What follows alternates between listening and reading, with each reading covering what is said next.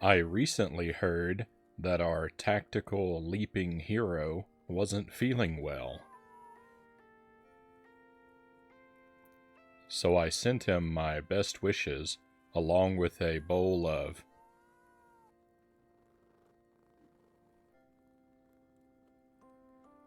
chicken and jumpling soup.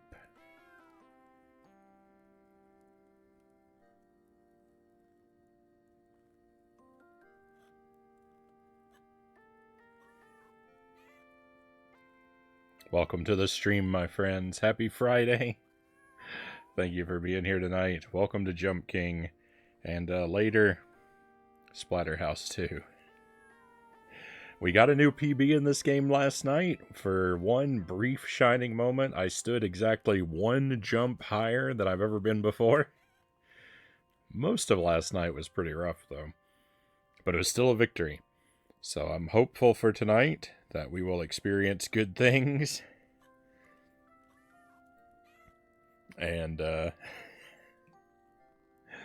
well, either way, we're going to play Splatterhouse 2 in the second part of the stream, and I'm hopeful for that as well, but it's been a long time. I've been working on that. I've been working on the challenge run for that one for a long time. But welcome in, everyone. Dead Zergling is first in chat tonight. We have Stream Kyle here as well on a 5-stream watch streak. Thank you for that, Kyle. And Lucent Jelly, welcome in. What a way for the noble jumplings to go extinct.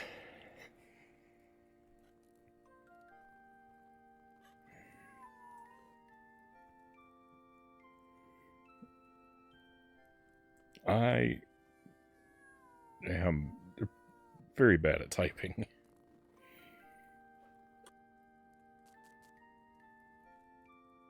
We had a weird hiccup at the beginning of the stream. The stream wouldn't start. It started on my end. In OBS, everything was running fine, and I was connected to the internet because I was chatting with Zergling, but the stream just wouldn't appear on the Twitch page for, I don't know, I didn't give it all that long, but... So I turned it off and turned it back on, and it started to work, so fingers crossed. But, because this is technically the second stream of the night. I wonder if anyone's watch streaks are going to be affected. Looks like Kyle's is doing alright, but we have seen that Twitch can be kind of inconsistent with those.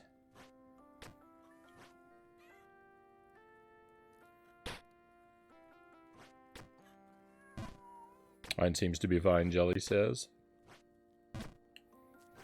Zerglings got reset to 1 for no reason at all. And Greg's also got reset to 1, but then the next day it was restored. So, I don't know how that happened.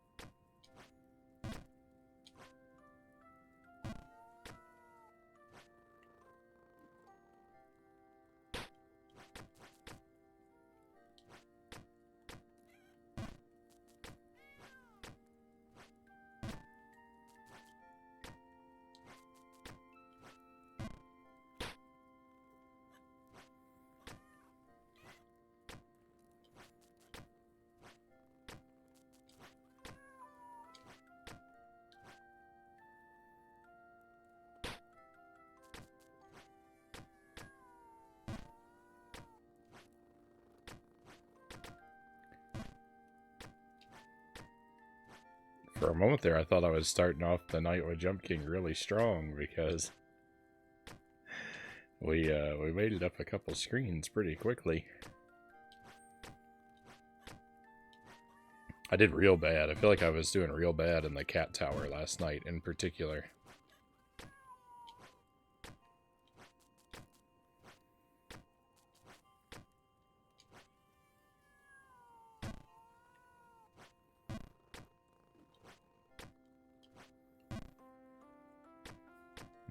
This place is one of the one of the more tough regions because the platforms that we're landing on here are narrower than they look. Their rounded edges mean they're actually much narrower than they look.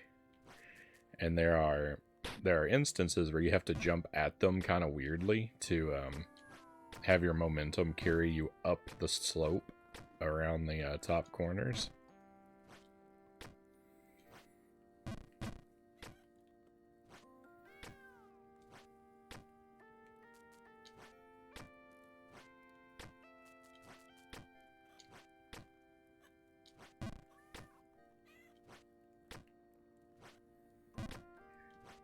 It's just a very strange environment all around.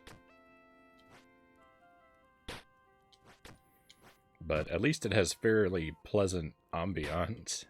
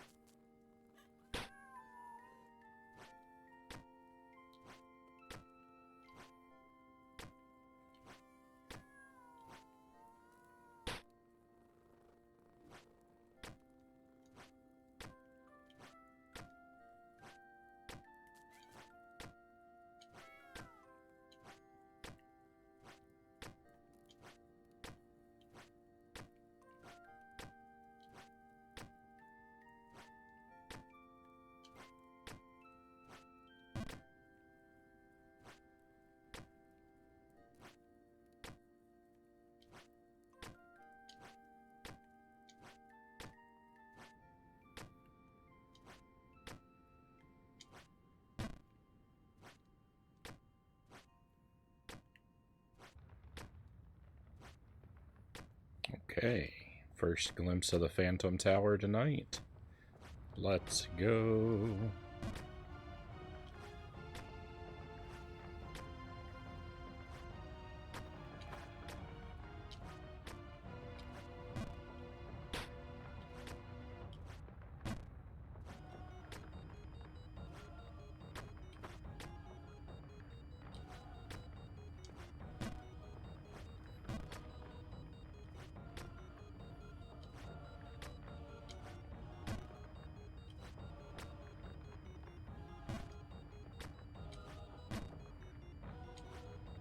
Oh, I felt like I overdid that one. It's good to be wrong.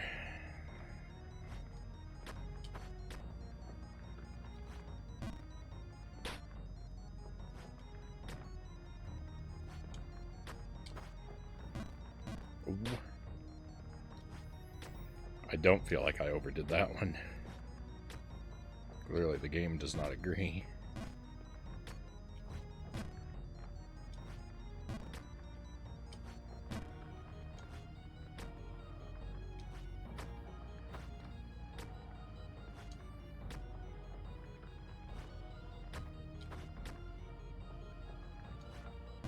No.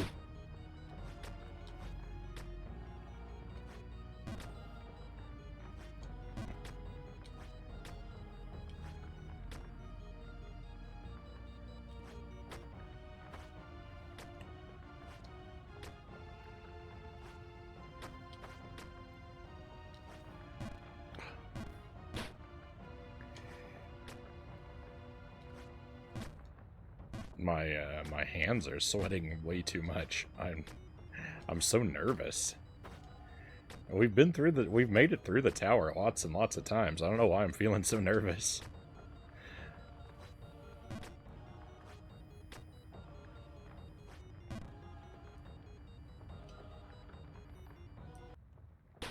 Rip.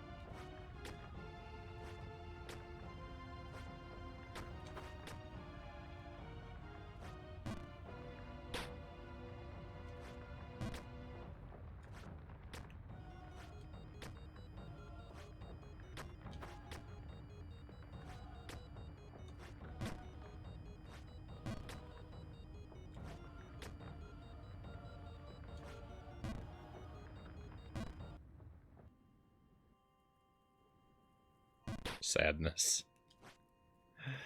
Oh, sadness.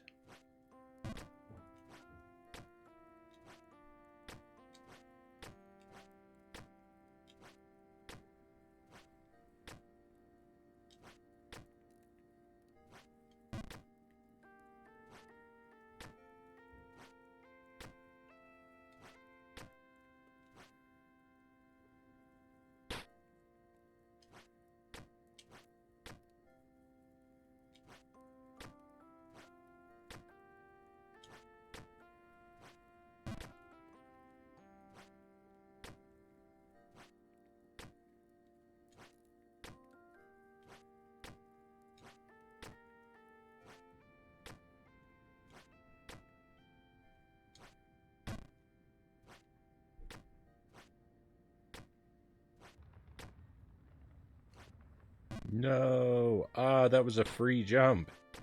What am I doing missing free jumps?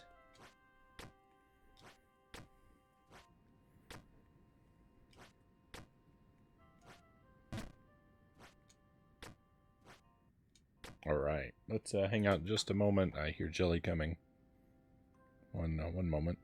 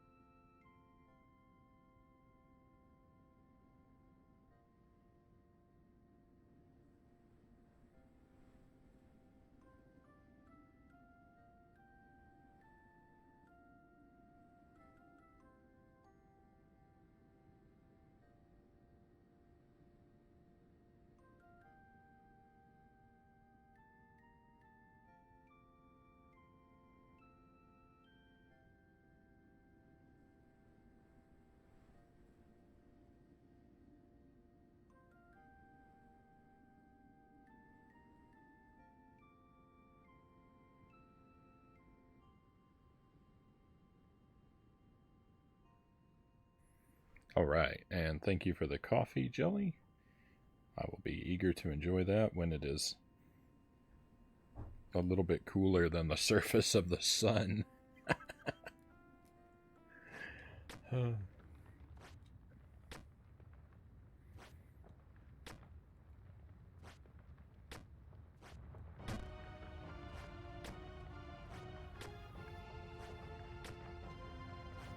Second run at the tower tonight. Let's go.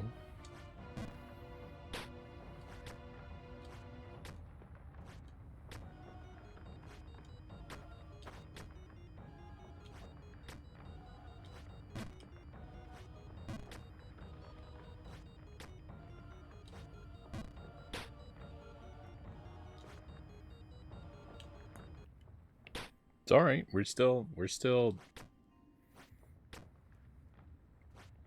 here.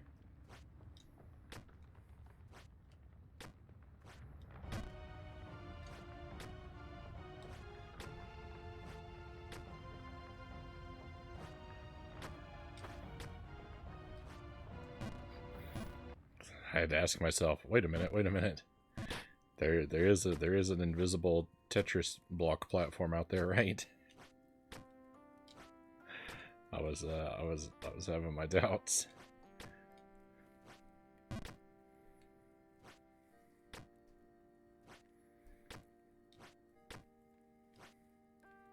It's amazing how many times you can be through an area and still occasionally be overcome with doubts about those hidden platforms.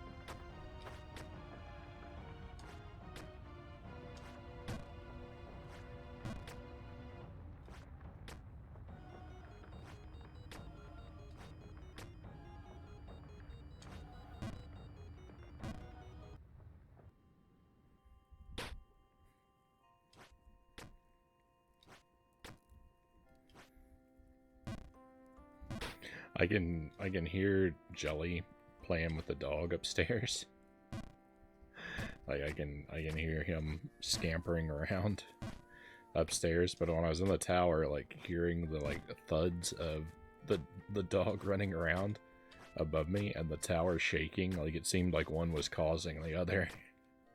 I was having a very immersive video game experience. It was like one of those 4D movie theaters.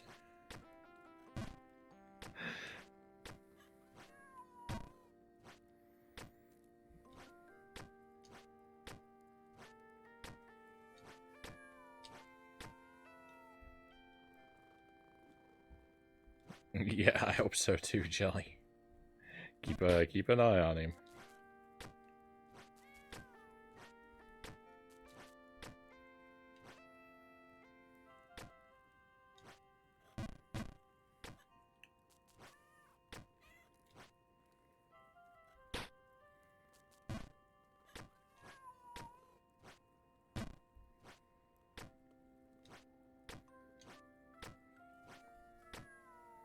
He's so happy.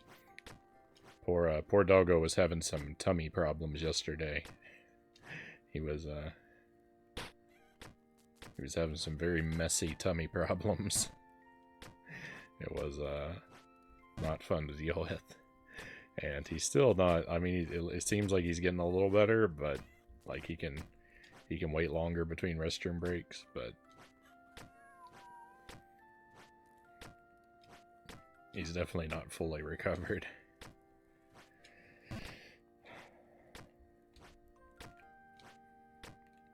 He must have like a sensitive stomach. I mean, he doesn't have problems like this all the time, but like, I don't know, it seems like we've had him for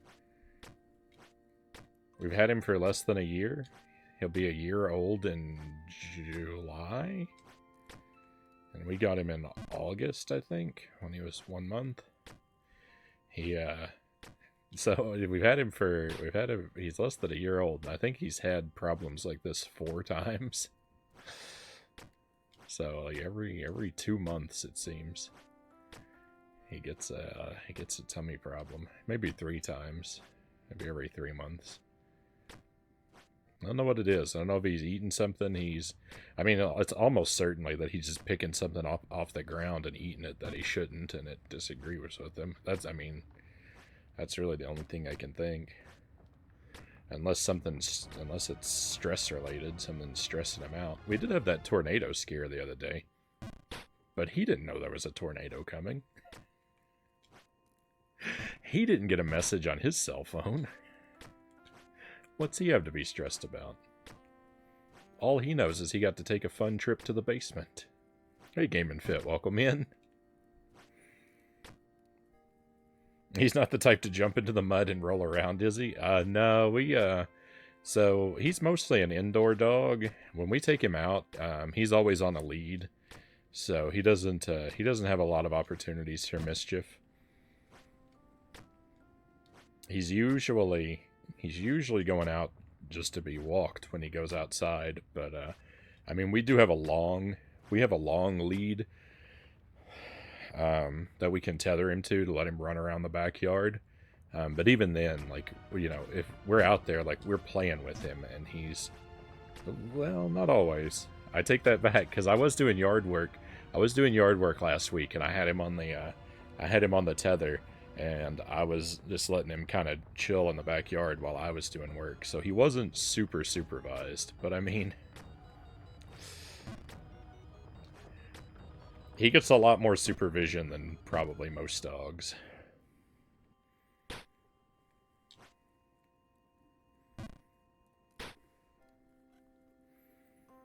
Did someone feed the dog Taco Bell? That's what it seems like, Zergling. That's what it seems like. That might be my euphemism going from now on going forward. Whenever he has tummy problems, I might say, well, it seems like the dog ordered some Taco Bell behind our back.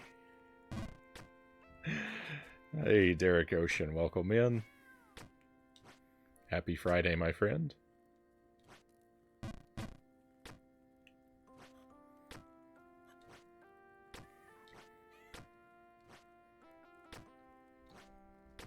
So Jelly and I came across something interesting today when we were out thrifting, and we took some pictures of it. So I might probably share the pictures in the Discord, but I wonder if I can do justice describing it.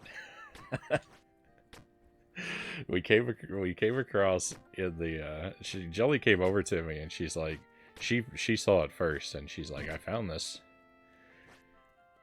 thing in the back of the store. Let me show it to you. And so she took me to the back of the store, and it's this great big, like, looks like homemade wooden box, and it's very brightly painted with like greens and purples and oranges, and it's a toy box, is what it is. And it's got these super creepy creatures painted onto the sides. Like on one side, there's like a guy who looks like a Tweedledee or a Tweedledum kind of guy. And on the other side, there's a figure with 3 heads. And then on the 2 other sides, there are these creepy animals. I don't even know what they are. Jelly's like, I think one's a lizard. And there's one that's like a purple kangaroo, maybe? Or an armadillo. It's half kangaroo, half armadillo. When we opened it up, the best part about it is when we opened it up, on the inside of the lid, was painted a message. It says, pick up your toys or we'll sell you to the circus, parentheses, and we really mean it too, close parentheses. And there's a painting of a circus tent. And it's so creepy. It was so creepy. But it was kind of amazing.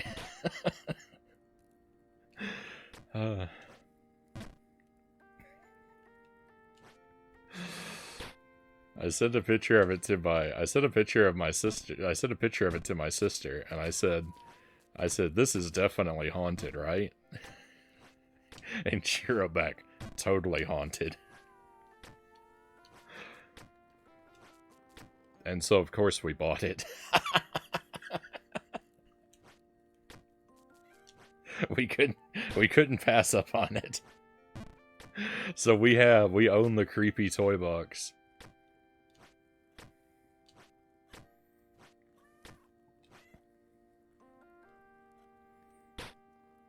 We didn't buy the definitely not cursed mirror that we found on Facebook. If you were here when we were talking about that the other night, we didn't buy the definitely not cursed mirror. But we didn't want to see. The thing is, you don't want to support that kind of advertising.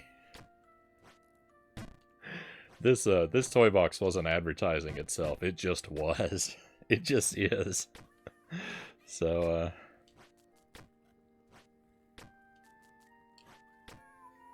we're gonna see a movie based off a true story, Frownie's Cursed Toy Box.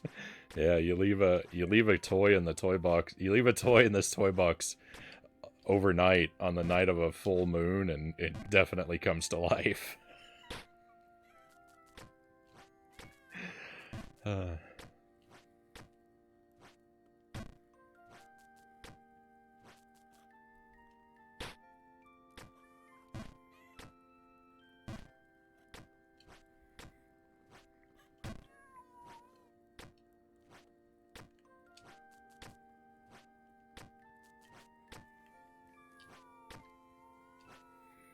Jelly took some pictures of it, and she did the Google Lens, or you can do like you can like search, you can do a reverse image search with like real images, real like pictures you take.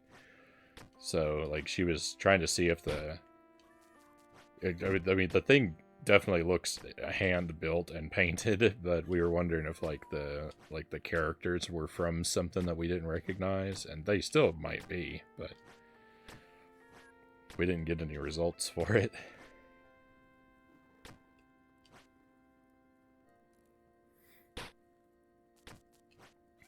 The artwork kind of reminds me, like, it kind of has like a Tim Burton or like like a Tim Burton Roald Dahl kind of vibe to it. It kind of, the first thing it reminded me of when I saw it was that cartoon Real Monsters, which I never actually watched, but I saw commercials for it frequently enough that I kind of know what some of the creatures from that show looked like.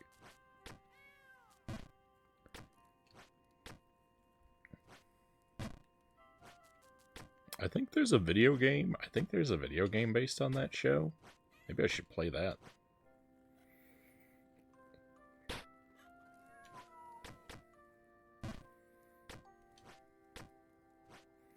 Watch this new movie on Netflix called Atlas. A sci-fi action flick, Derek says. I don't think I've heard of that one. Hopefully it was decent. I don't tend to watch a lot of sci-fi.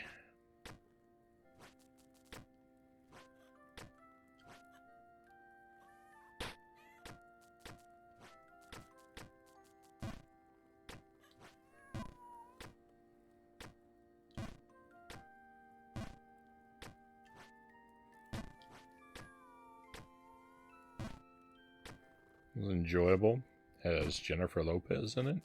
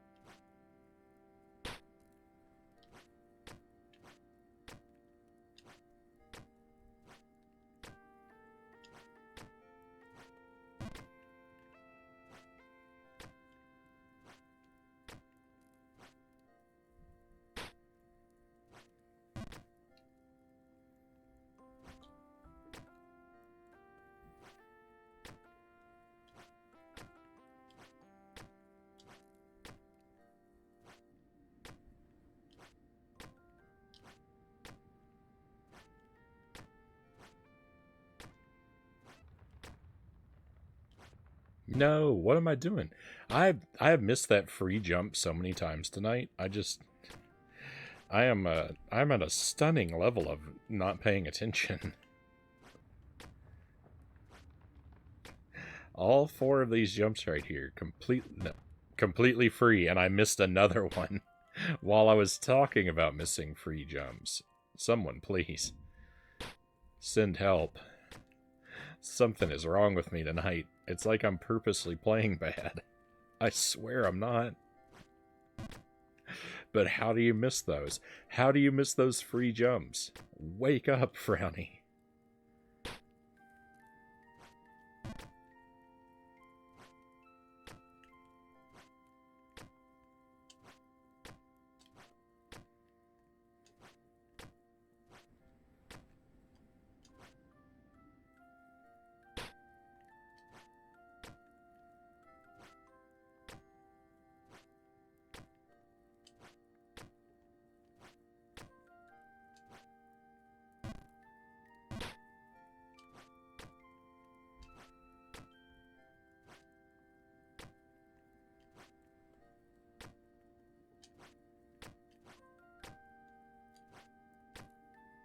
Hey, EpiPen, welcome in.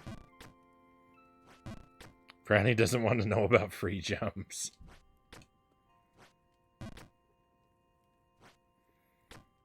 The trouble is, I already know about them, and I can't behave. I'm out of control.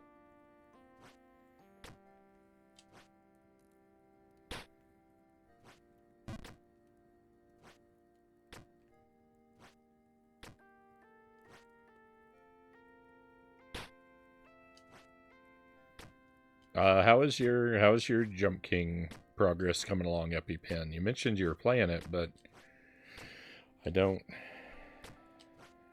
I don't remember if you shared where you've gotten up to yet. I think your favorite song is the song from MASH. The song from MASH, see, that's funny, is the song from MASH is like a dreadful thing to hear. The only thing, like, when I think of MASH, it fills me with such a deep, dreadful sorrow, because when I was a kid, hearing the beginning of MASH just meant cartoons were over for the day.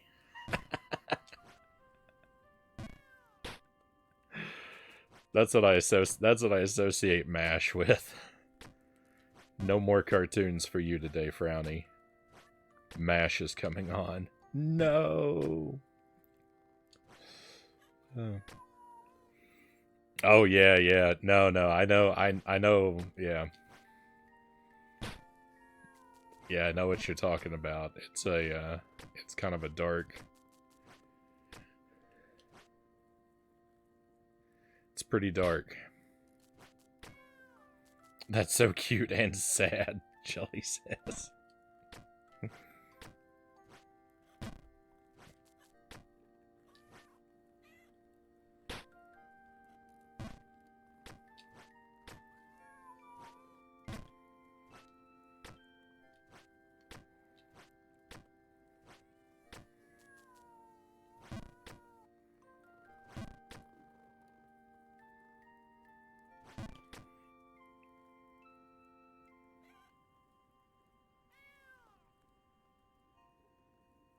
I'm not to the first checkpoint yet.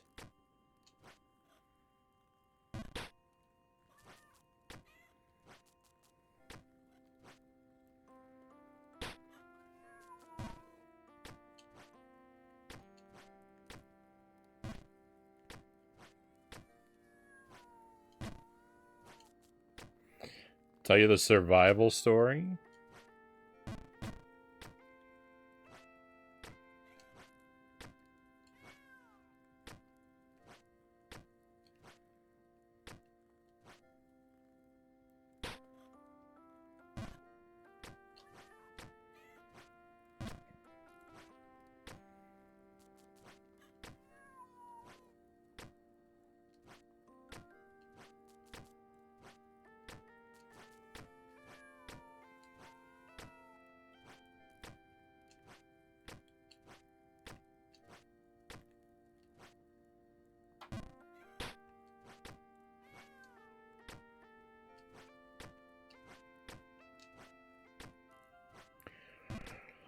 Never liked MASH, just didn't get the appeal, Derek says. I mean, I've never tried to watch it since, you know, I've grown up, so like maybe I would understand or appreciate it if I did, but I don't know. There's a lot of other things to watch. When it came on when I was a kid, there was just no way that I was gonna, you know, I wasn't the right audience.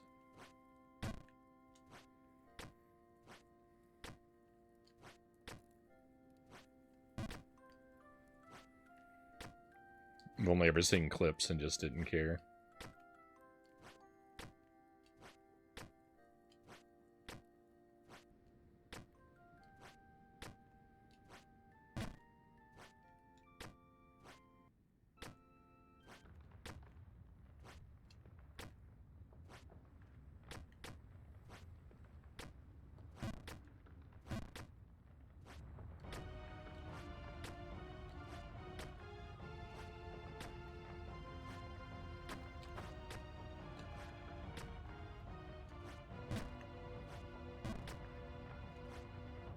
Yeah, I'm aware, EpiPen.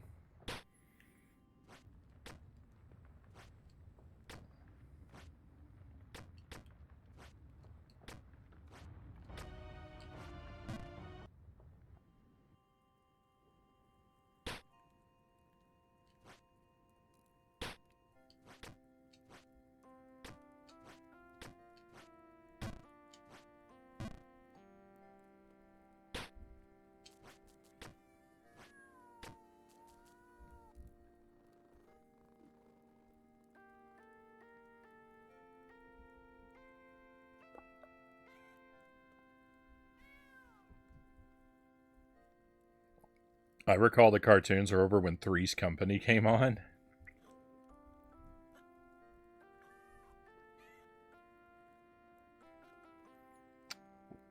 Come and knock on our door. Sadness.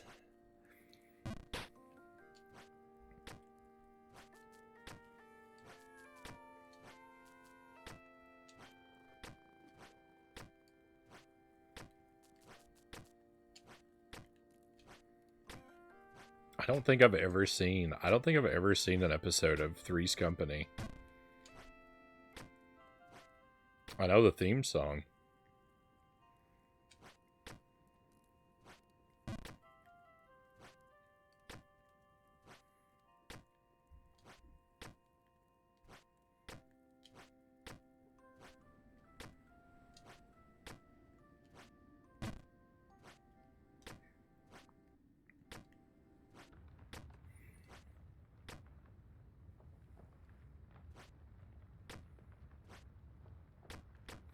I feel like my parents watched MASH, but I don't think that they were super into it. I think that they are more like occasional viewers.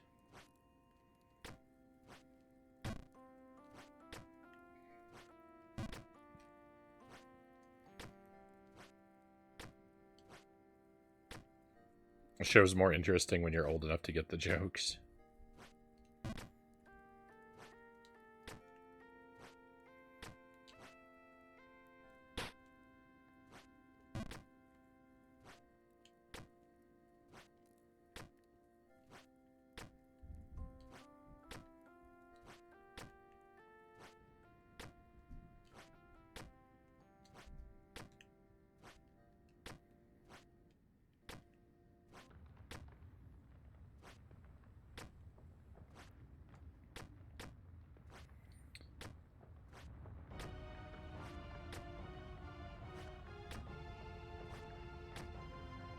My parents did watch a lot of sitcoms when I was young, so, like...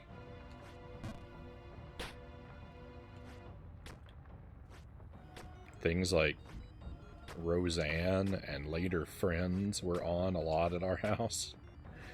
But I think the thing that they watched the most were, like murder mystery documentaries.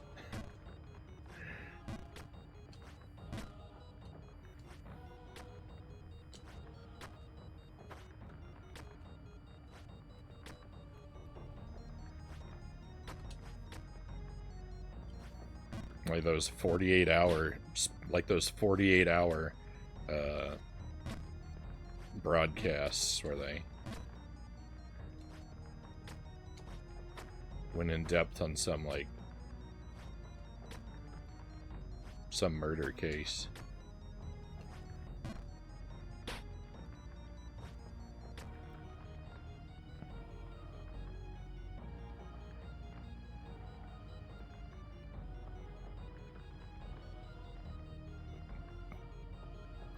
Not as funny as Garfield.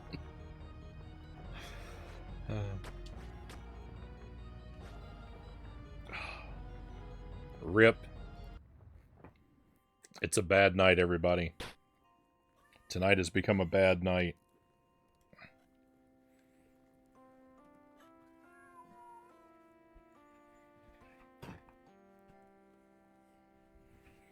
Getting coffee in my mustache. I need an extra paper towel.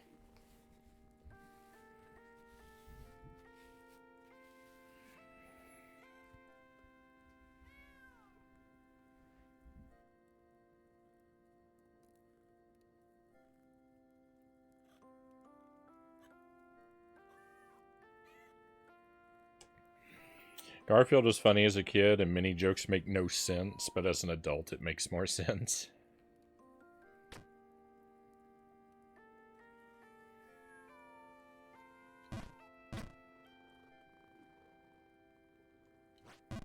Oh, we were close. We were close to not losing it all.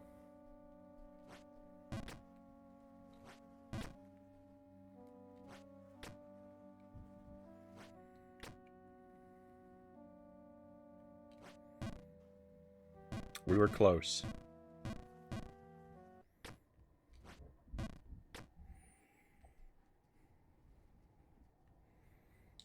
The 1980s TMNT has a lot of jokes aimed at adults too, Zergling says. I haven't revisited it, so I haven't watched that. I haven't watched that series since I was like 4.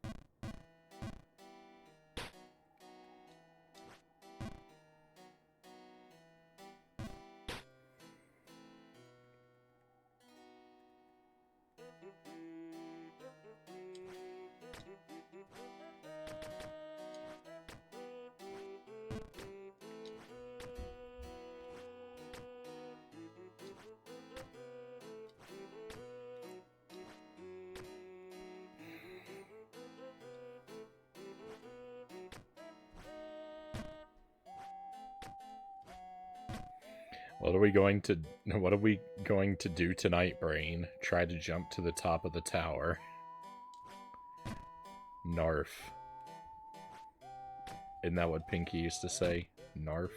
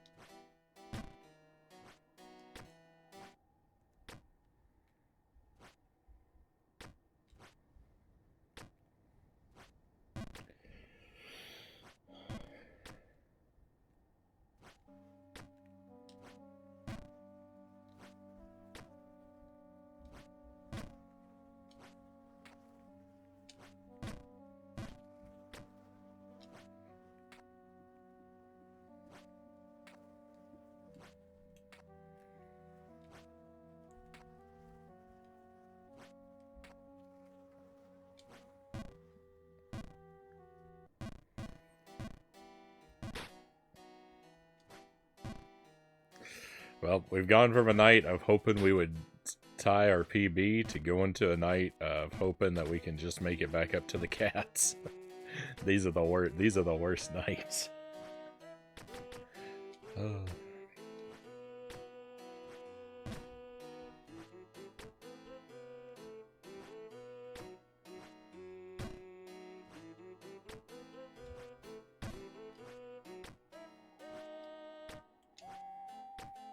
Who's ready for Splatterhouse?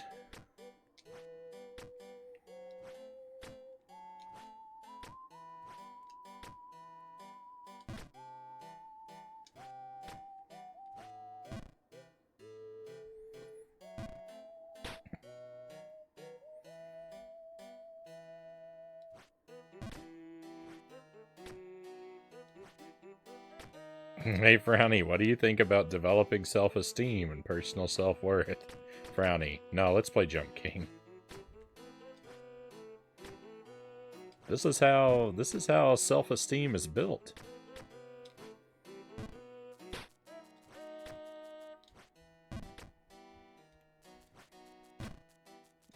Because you can take it to the bank. When I hit the credits in this, I'm gonna be patting myself on the back for weeks. I'm gonna be intolerable.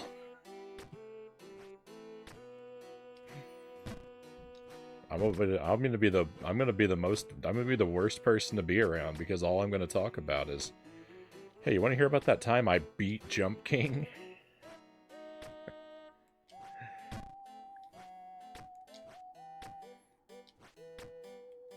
That's right. It was the worst struggle of my life. Hey, Loyal, welcome in. You will be the Jump King. That's my dream. That's my dream, Loyal.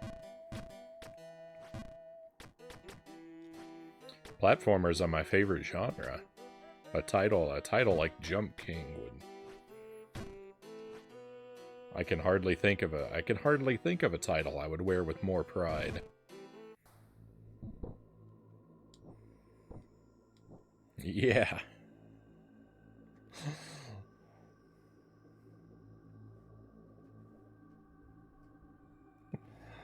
You may have launched your Lamborghini off a ramp and landed on the moon, but I be Jump King.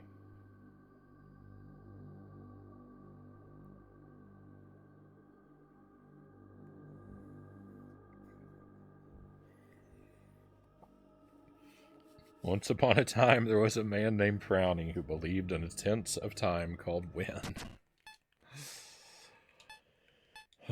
This is the lowest. This is the lowest. I'm sitting here talking about beating Jump King, and I'm at the lowest point we've reached tonight. Didn't scratch that. I'm at the lowest point we've reached tonight.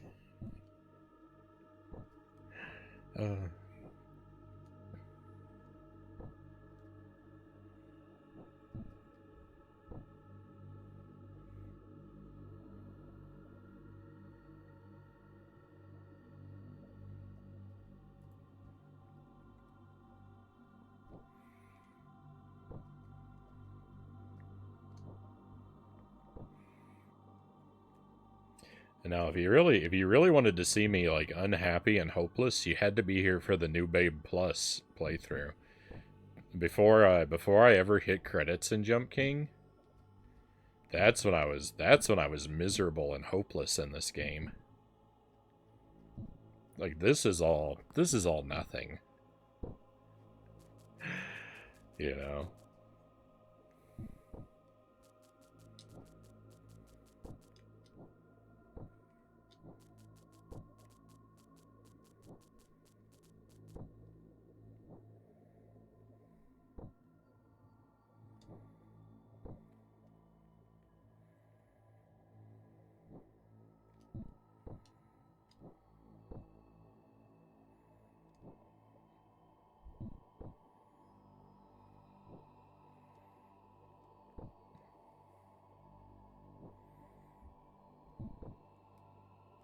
Compared to our playthrough of the first quest and how painful that got, like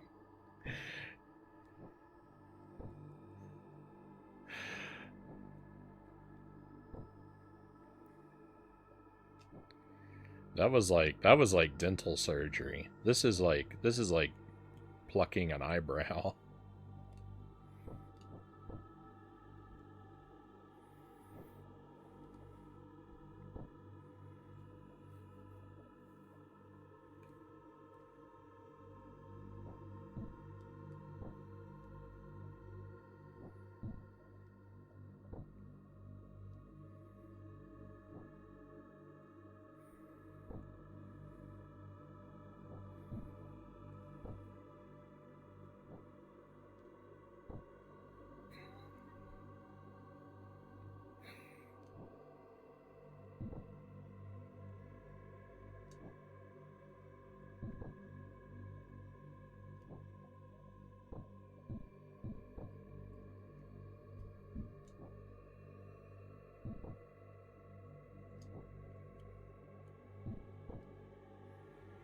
I do kind of wonder when my super strict no spoilers approach.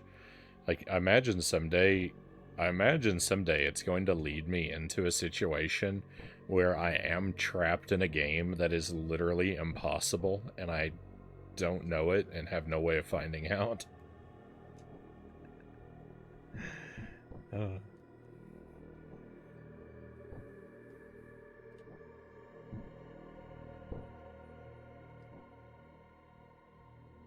I mean, I would eventually find out because I do have breaking points where I eventually ask for help after a few dozen hours, but I've yet to be in the situation where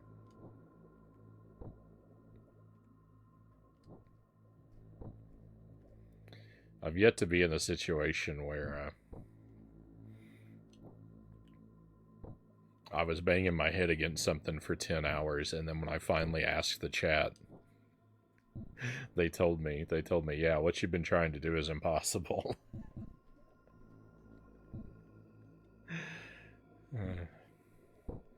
You've been soft locked for 10 hours. I'm waiting for that day. It's gonna come at some point, but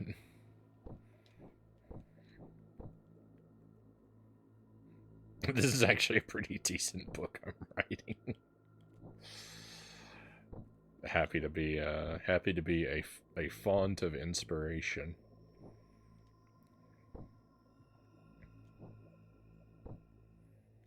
I had a dream last night. Last night I dreamed about Dr. Evil Knievel. I dreamed I was watching another streamer play Dr. Evil Knievel, and it was so easy because they had all of these, like, there were all of these abilities and moves that they could do that I didn't know about.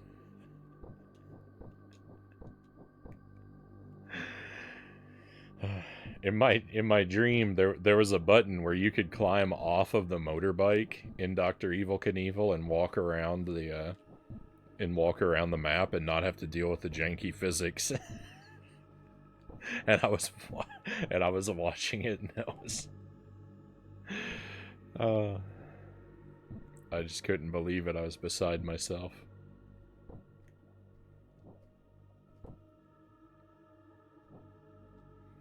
I don't recall dreaming about that game when I was actually playing it, but we talked about it so much the other day, I guess.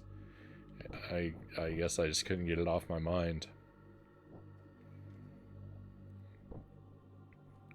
One day when you're told you're soft log, you'll say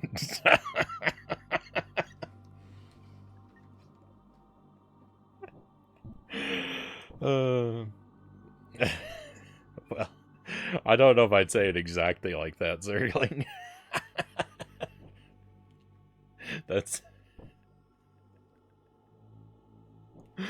that might be a little more hostile than my style, but yeah, that does sound like the way I would behave.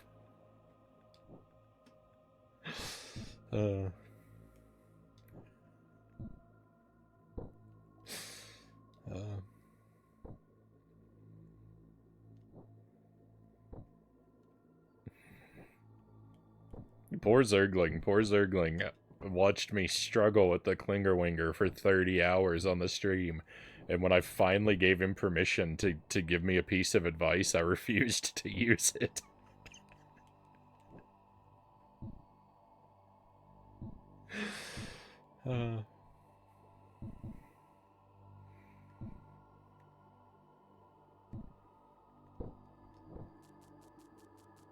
Where we're going, we don't need doors.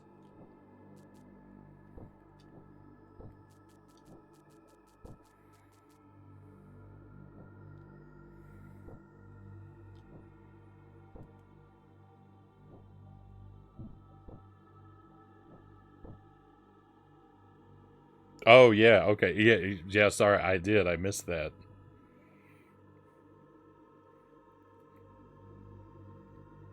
It's impossible. Never tell me the odds.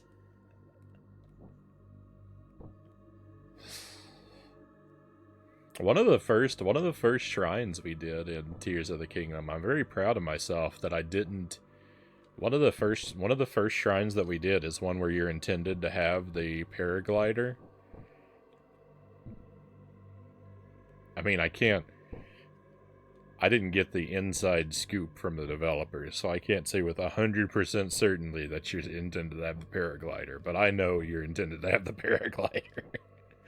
But it was one of the earliest shrines that we did is one where you intended to have the paraglider, and I'm so proud I didn't back out of that shrine, and I stuck with it and did it anyway without it.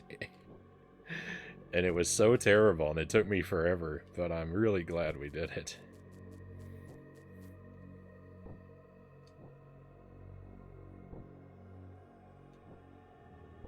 It was one of the first after we get out of the, like, tutorial area of the game. you know, one of the first ones where you could have the paraglider. They definitely wanted you to have it. They did beat me though, because I wanted to do every shrine without using the paraglider, but some of them do literally seem impossible, and unless you have like speedrunner glitches or something.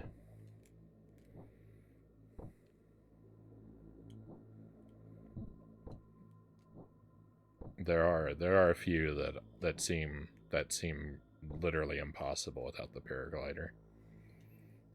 But we did a lot. We did a heavy percentage of them where you were supposed to have it, and we found other ways around. So I feel good about the playthrough.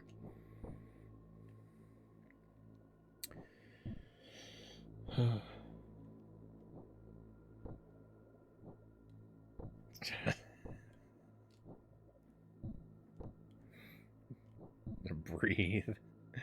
No backseating.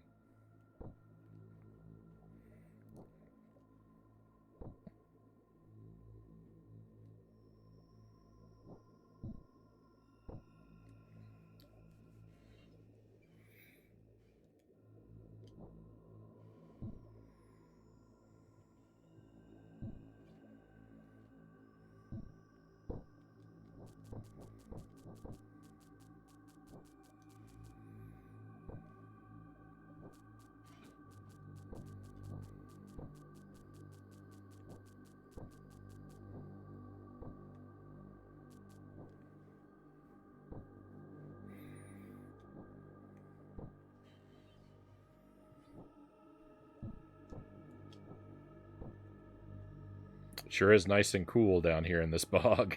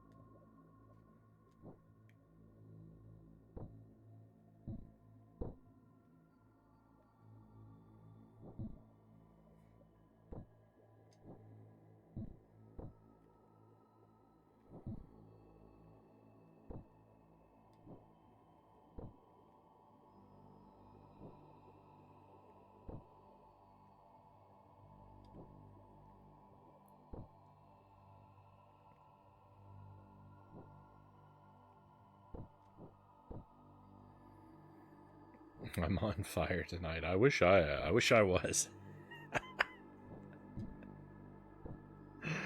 I wish I was on fire in this game. Unfortunately, I'm literally underwater.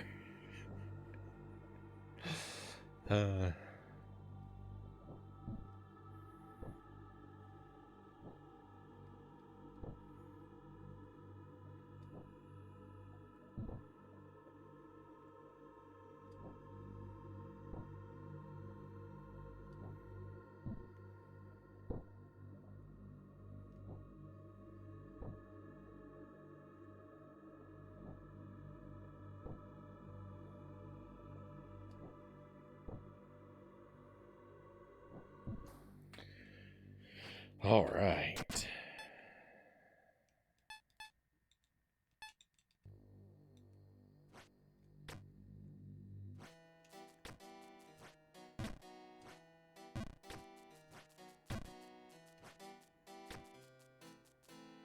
Can you scratch my head? It started to itch.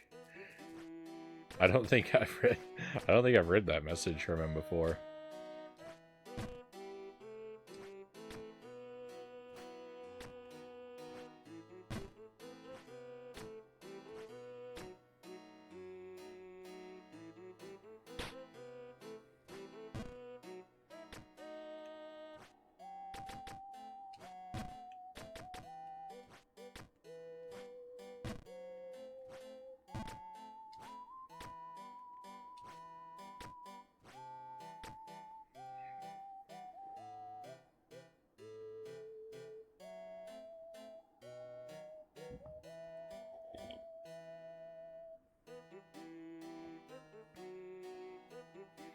If you found a genie just now, you'd probably burst into flames instead of mastering the game all of a sudden. Yeah.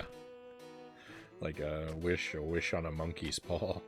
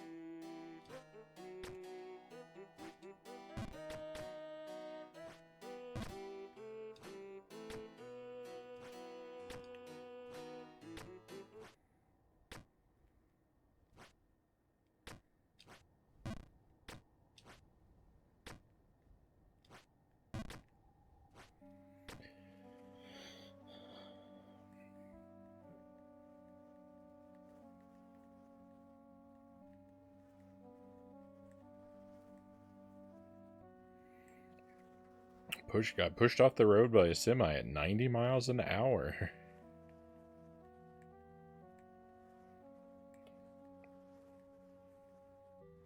Yeah, I didn't see all the details, but I saw in Dollar Phil's chat. I got the gist of the story. Very scary.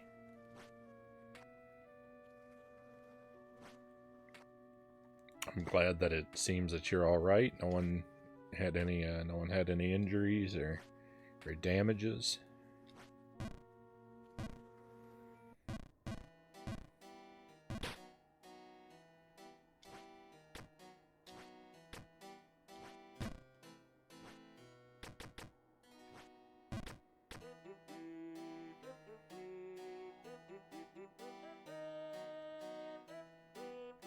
I'm better driving than I am a jump king, EpiPen says.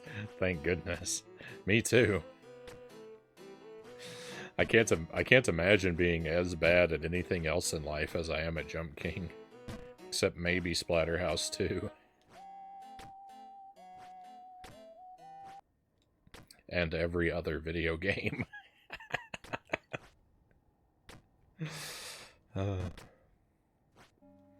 Just had the most disgusting and unusual thing in my life happen just now, Game & Fit says. Oh no. I'm sorry to hear that, Game & Fit. Do I even want to know the details? That's quite the headline, but I'm scared. I hope you're okay.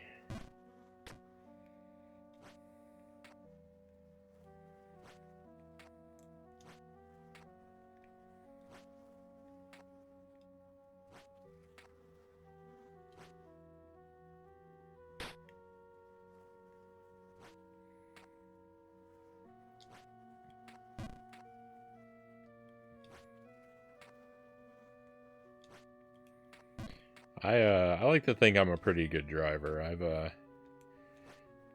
I've never been in trouble for any traffic violations. I've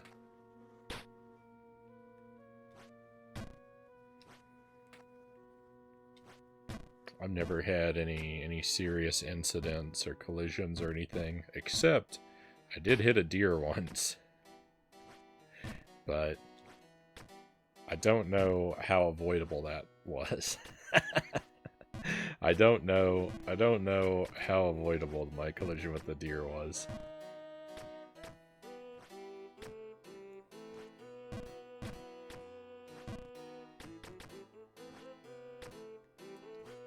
That's the only incident I've ever had. I'm a very alert and cautious driver.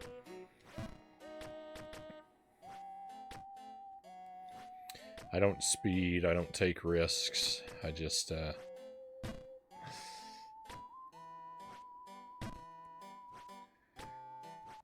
try to be careful.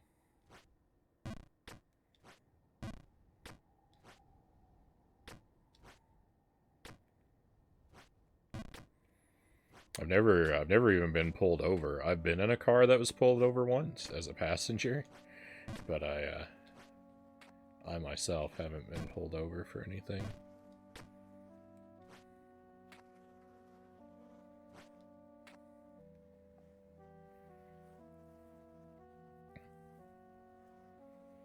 It's not the absolute worst thing you can imagine, Game and Fit says.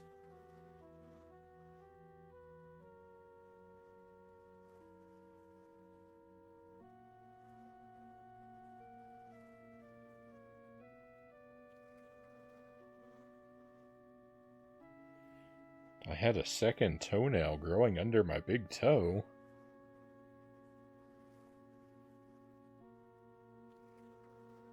Whoa.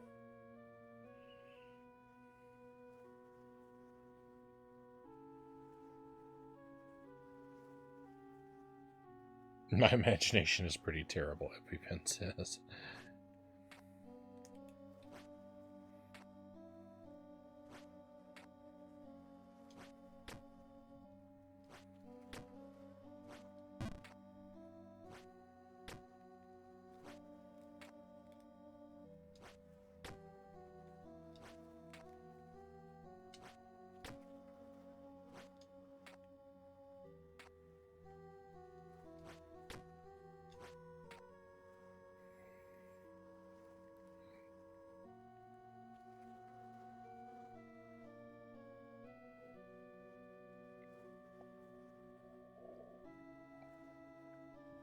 I had to go through drug and alcohol treatment and admit I was an addict when I never did either.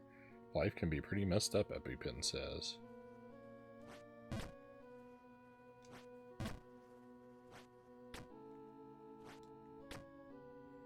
Yeah, that sounds like it was probably kind of messed up. No! Don't panic.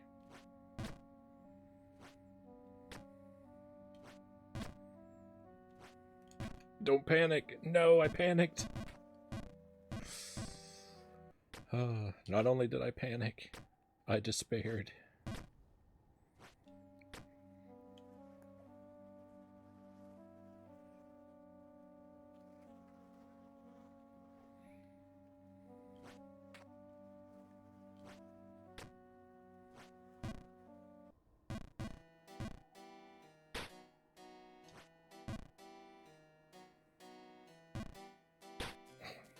It wasn't as messed up as falling from the top in Jump King.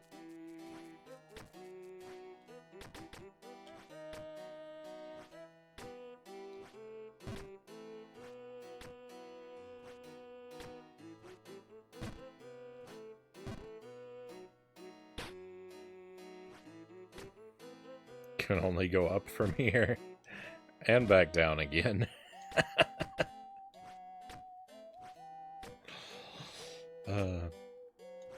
Remember, whatever altitude you gain, that's altitude you have to lose.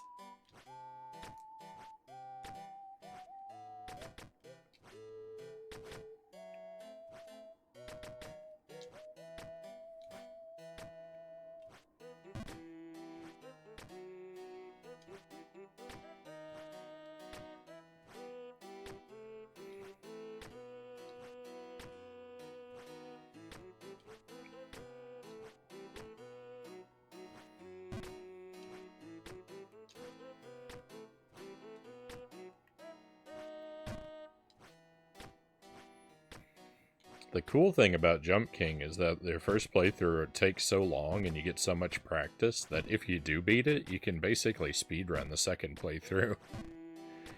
I know that from experience. Because I played through New Babe Plus twice.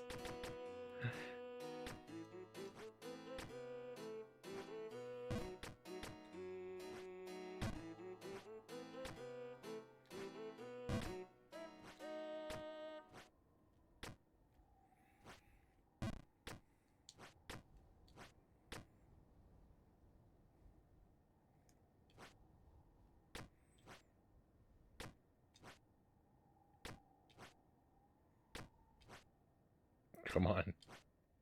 There we go. Oh.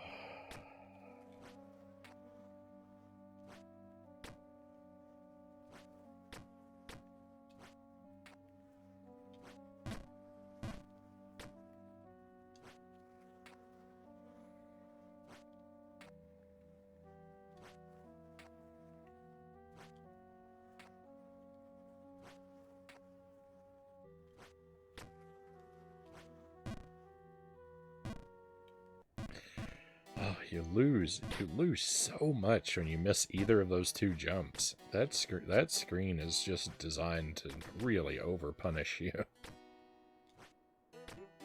No, I walked off.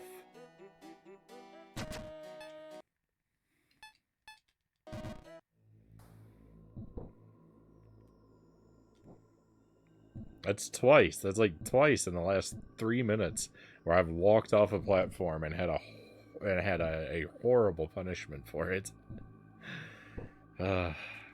Bedrock.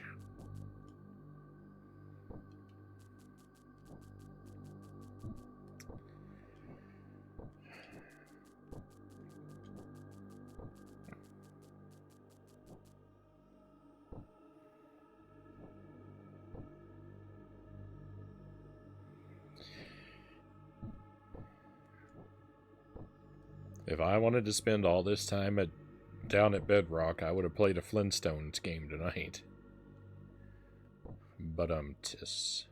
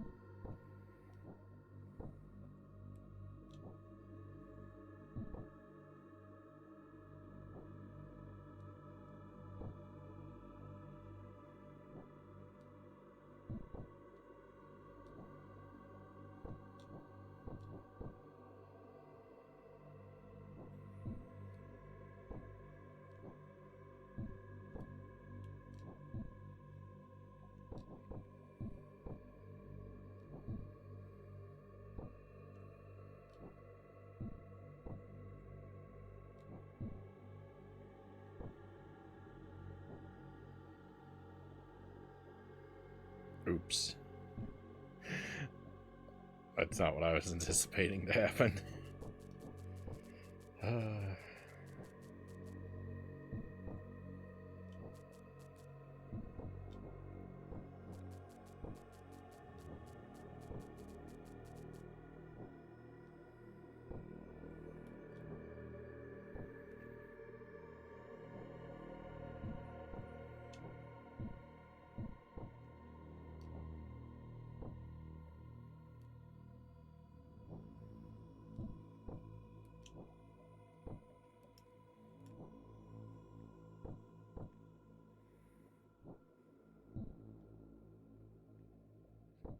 What is going on?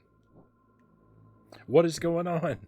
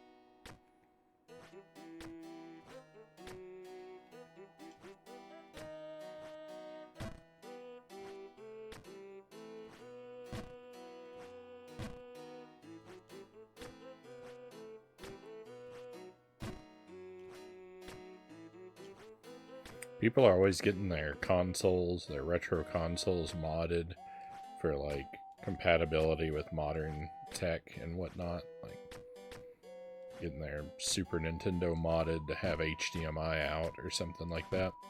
I wonder how possible it is to do the opposite. Like, is there anyone who can help me mod my Switch for composite or RF out?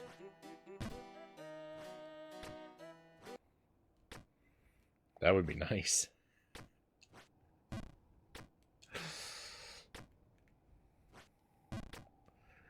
I'd pay extra for a PlayStation 5 with a composite video out.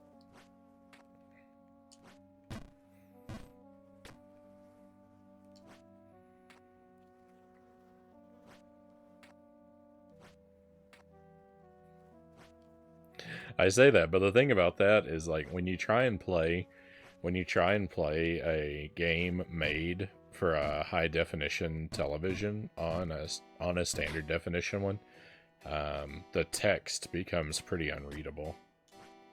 I mean, it'd be fine for like an action game like this, but if I wanted to play anything that involved reading at any point, it's just illegible. I remember having that problem as far back as the Xbox 360. There was something I tried to play on that where the text was all just too small and blurry on standard def.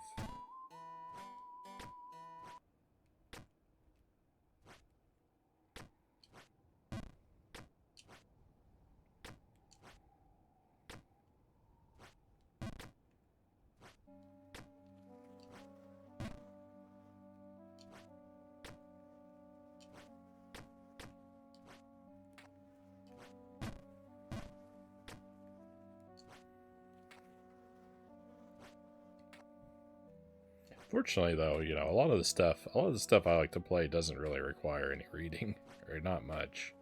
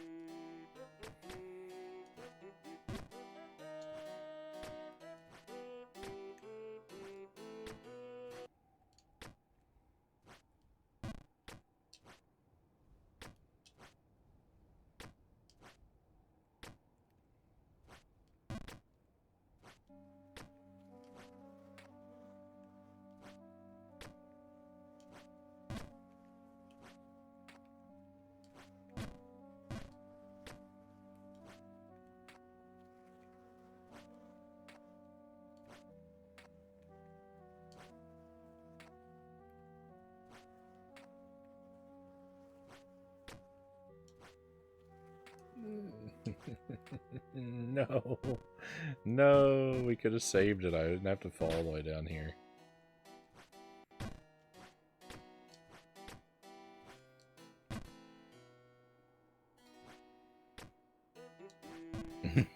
It's funny you say that because you're an English major, right? And you've worked at more than one library, and yet you do not value reading. It's not that I don't value reading, it's that I don't like it in my video games.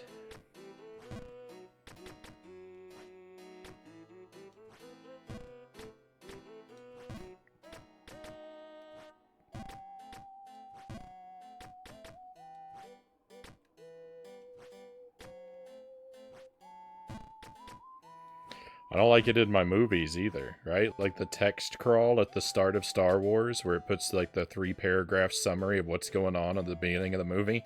That's not my favorite part of Star Wars.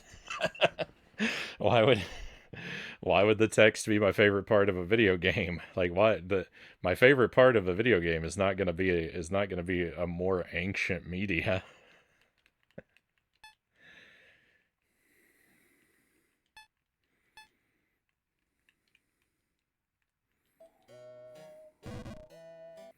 I can't believe it. I like books. I like books a lot. But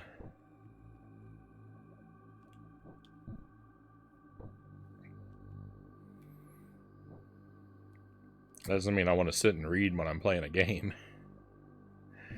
You know, I play video games to be in control, to run virtual obstacle courses, basically. That's what video games are mostly to me, are virtual obstacle courses. That's why I don't like, you know, I don't play video games to watch a movie. I don't play them to read a story. I play them to experience a set of cool challenges to overcome, hopefully with a set of cool and interesting tools to use.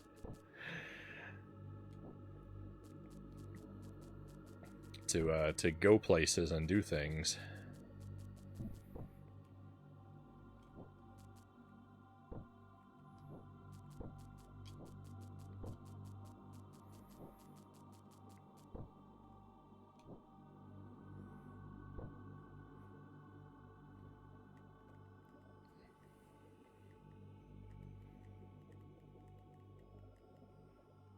And taking what you're saying out of context is the true facts.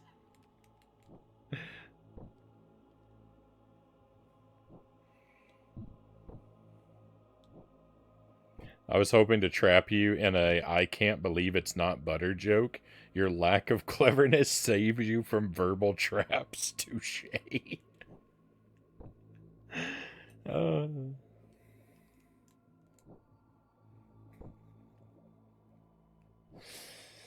my lack of cleverness has gotten me through a lot of sticky situations, Game and Fit.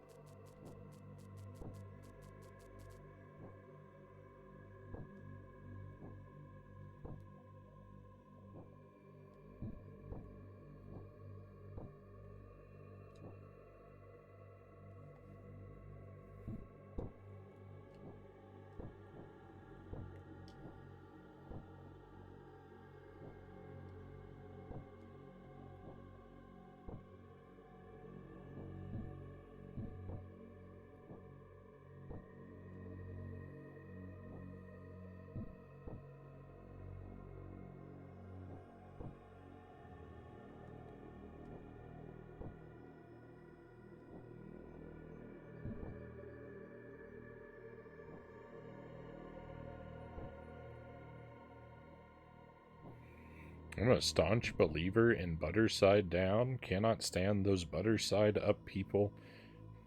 Just terribly uninformed they are. I have no idea what we're talking. Like the way you eat your toast?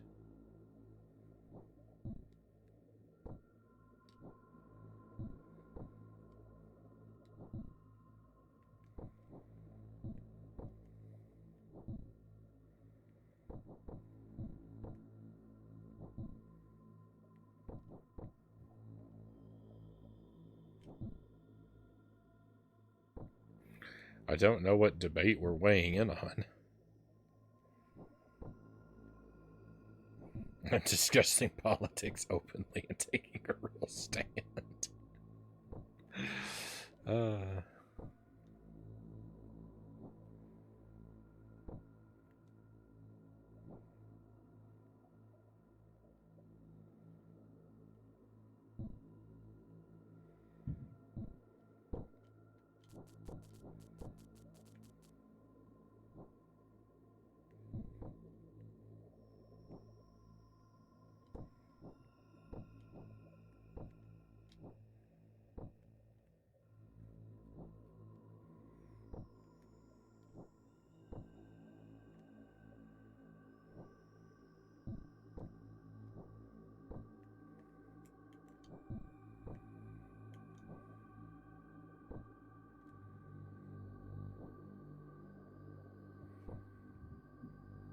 I always describe my best friend from high school. I always describe him as the kind of guy who, when he dropped his toast, it would always land on the floor butter side down.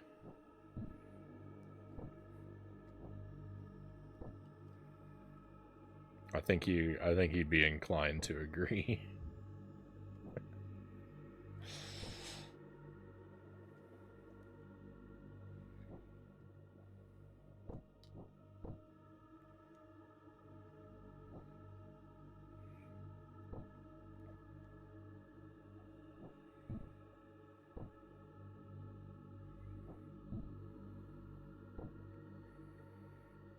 That's where Agent Frownie comes from.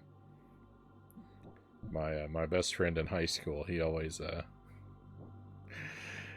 had bad luck in these little amusing ways. and we would laugh about it. And when we were in, I think when we were in calculus, pre-cal, we would, I started drawing these little comic strips about my friend, like based on stuff that happened to him. Except I recontextualized it because in the comic strips, whenever he had bad luck, it was because this frowny face with arms called Agent Frownie was on a mission to sneak around and mess up his day.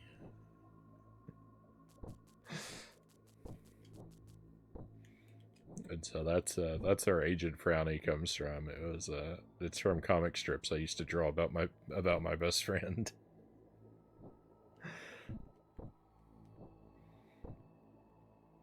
Because he very quickly identified me as the real Agent Frownie in his life, because I always told bad jokes that made him annoyed.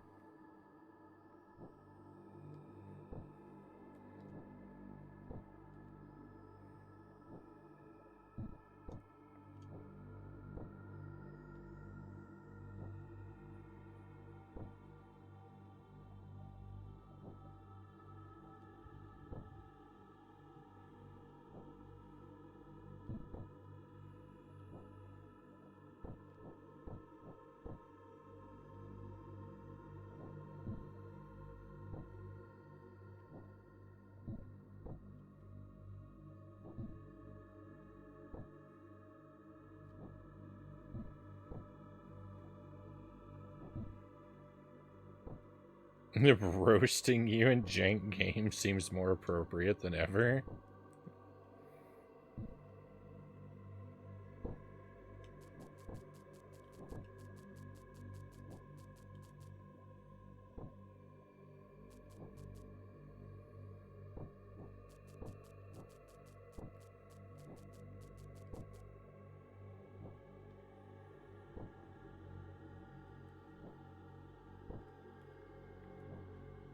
We got 20 minutes. We're going to hit the 2-hour mark in 20 minutes, and if we're not back up to the cats by then, that's where we're going to, that's where we're going to start looking at calling it a night. We'll probably bleed a little bit over if I'm close to the cats, but if I can't make it back up there, at the 2-hour mark, then I'm going to throw in the towel and go to Splatterhouse. If we get our Deathless run in Splatterhouse, we might be able to play something else too, like maybe do another run through Battletoads, or I really want to play. I also really want to play Super Ghouls and Ghosts. I haven't played it in a long time, and I just want to do just have fun and just do a casual run through that too. I don't know. Have we played it? I don't think I've played Super Ghouls and Ghosts all year so far. 5 months. 5 months with no Super Ghouls and Ghosts. That's a long time. I've probably gone for longer stretches without playing it on the stream, but not by much. Yeah, it's Agent Frownie sabotaging your progress. I used to be Agent Frownie, and now I am his pawn.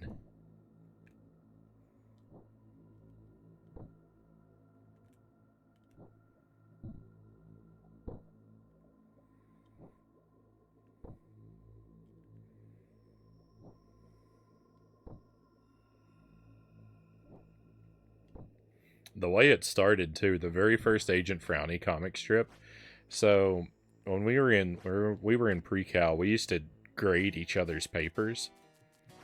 The teacher would have us trade homework papers, and then he'd read out the answers, and we had to mark each other's homework. And there were some days where, like, he didn't even care, the teacher, and he would have us trade papers, and then he would say, "All right, look at their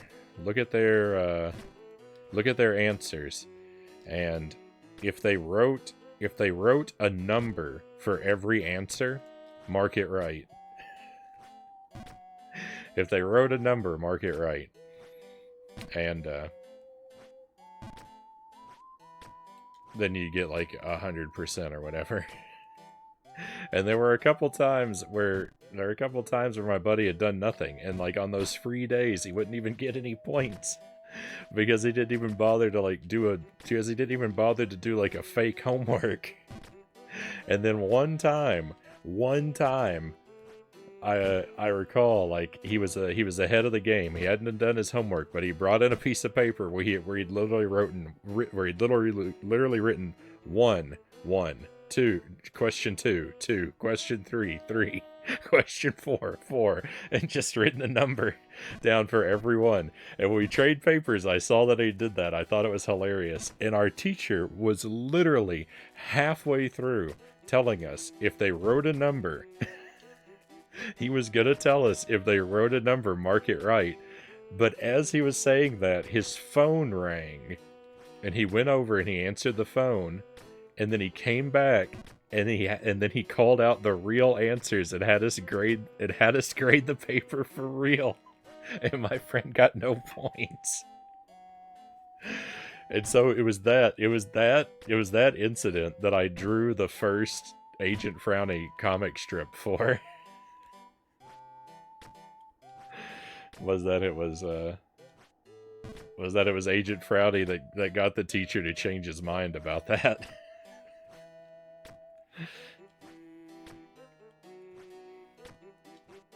That was really funny to us. It's maybe not a great story secondhand, but it was funny if you were there.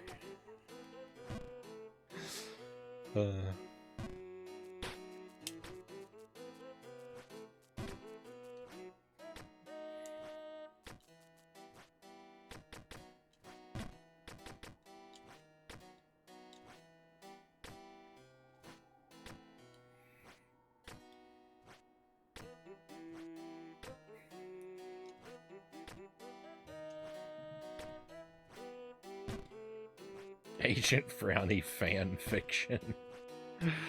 Oh, I shudder. I shudder to think it's such a thing.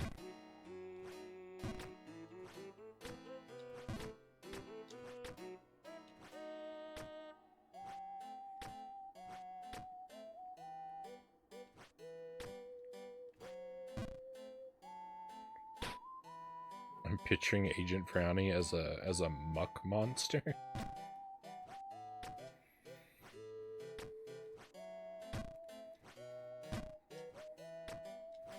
I mean, it is in the nature of Frownie to wear disguises.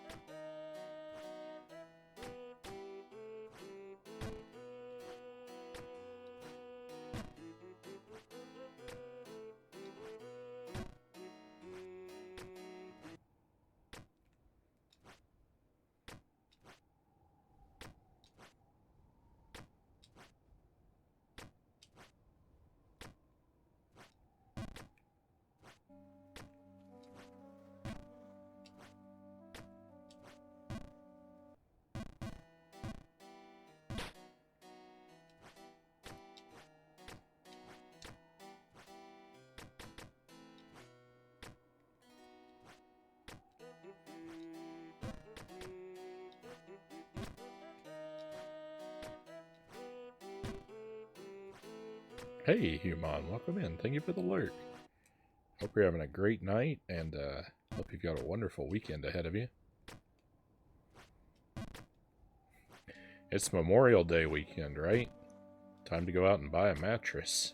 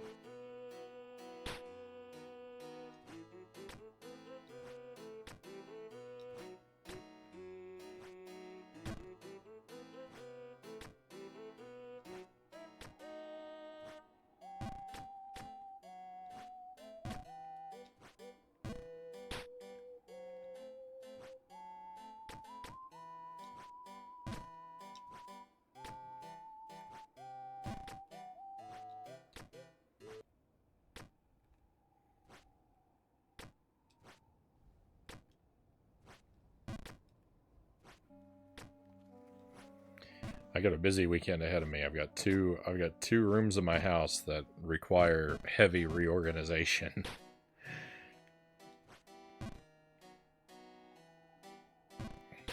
I've also got some tree limbs down in my yard I got to take care of.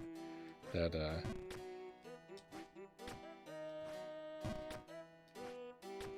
the other night with the tornado warnings, some of the winds.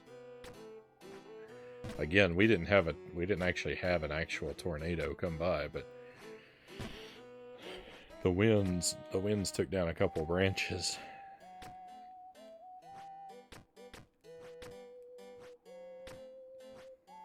I get to take care of those too.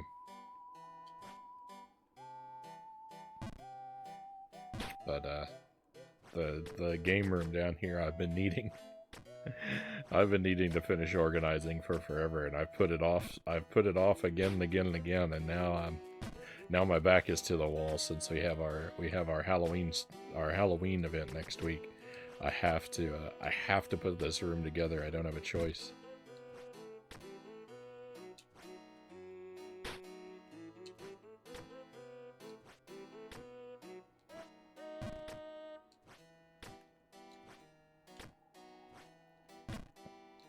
And there's just another one of our rooms upstairs. We got a couple new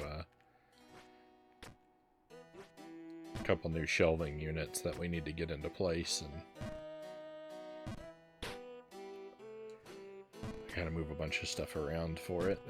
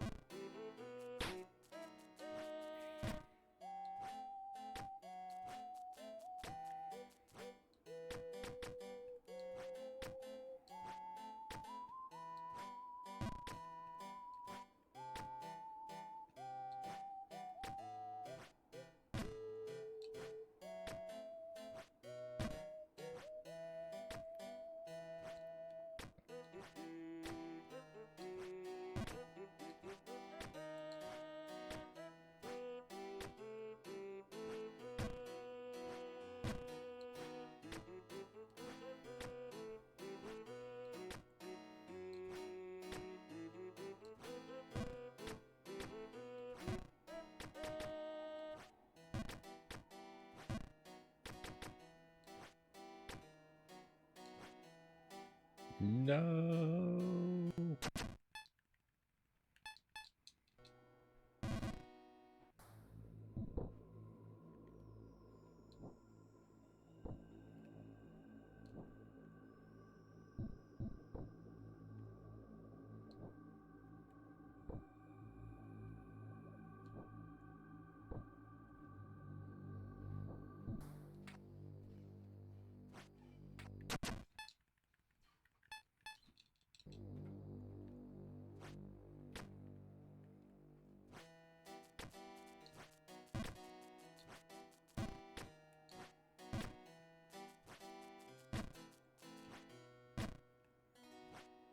I got about 5 minutes. I got about 5 minutes to make it back to the cats. I don't think it's gonna happen.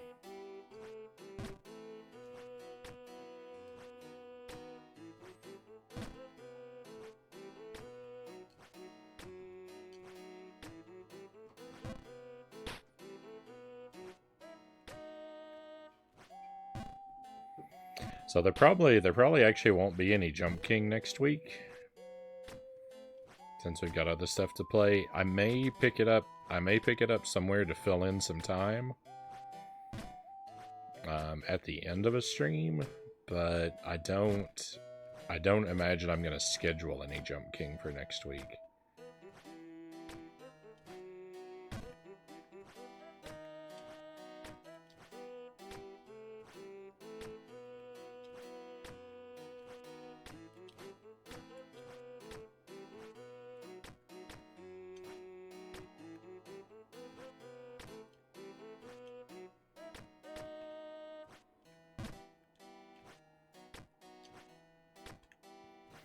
So leaving off down here is gonna be extra terrible because I'm gonna come back super rusty.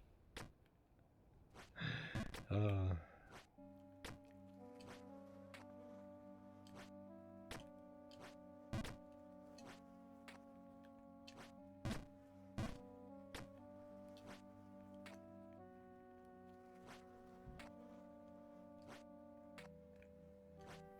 guess sometimes that's just the way it has to be, though, right?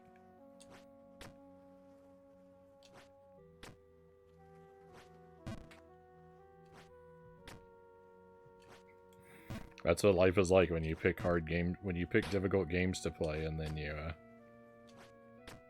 want to play more than just the same thing every night of your life. I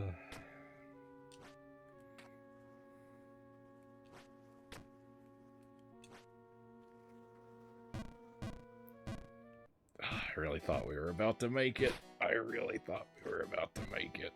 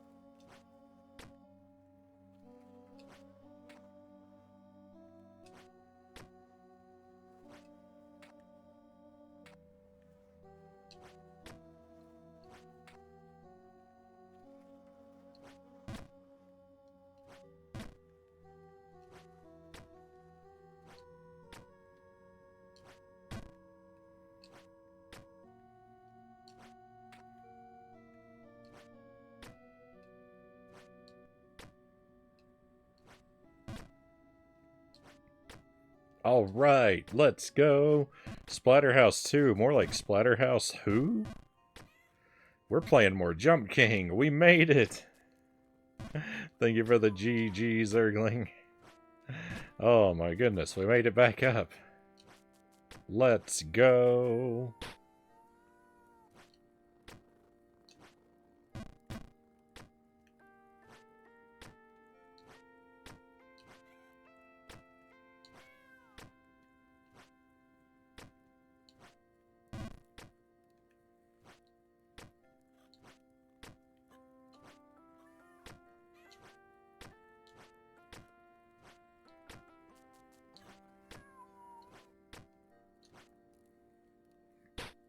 I've got the wind back in my sails.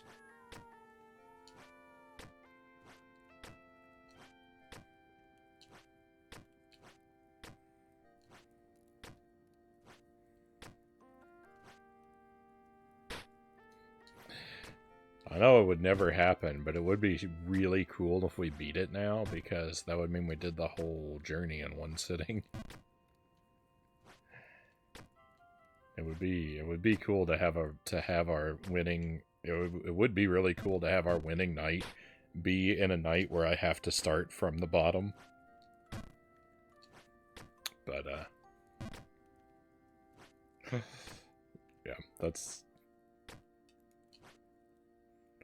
not tonight. But when it eventually does, I almost want to fall to the bog on that night.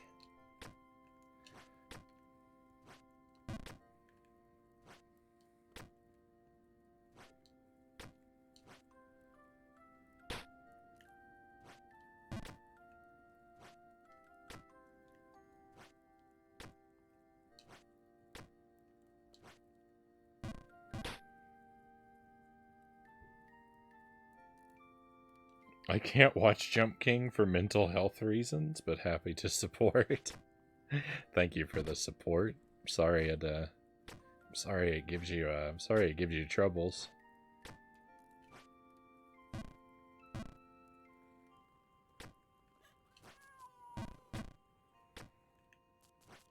But I do value the support. Someday I'll be done with Jump King. It'll be a little sad. Someday I will be done with Jump King and it won't show up on the stream ever again.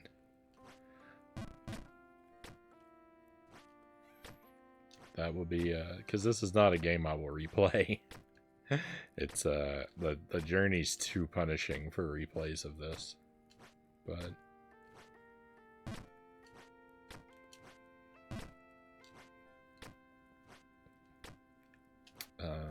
I'll be glad to be done with it, but I will miss it.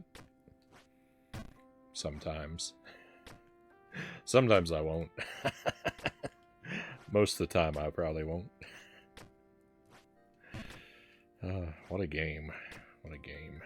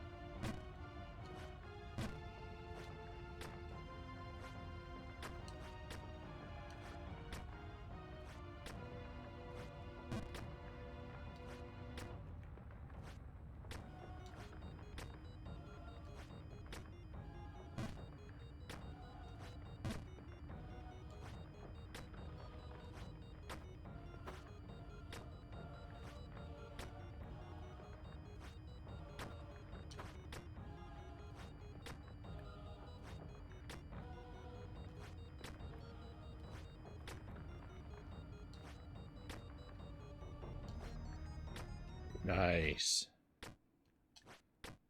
Let's go. We might get to see the halted ruin again.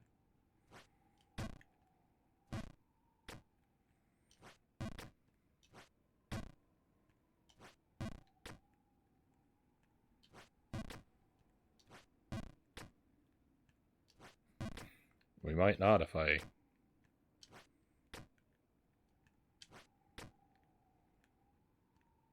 don't cut it out. Nice. We got to be up here again. If you've been here for the past like 10 minutes, you've seen the full run of everything I've seen in the game. It took us longer. It took us more than 10 minutes from the bottom of the bog, but you know what I mean.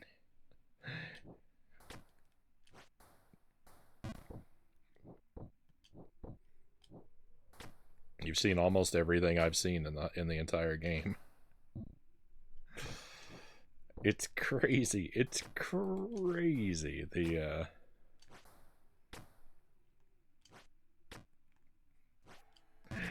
This game is so short and it takes so long.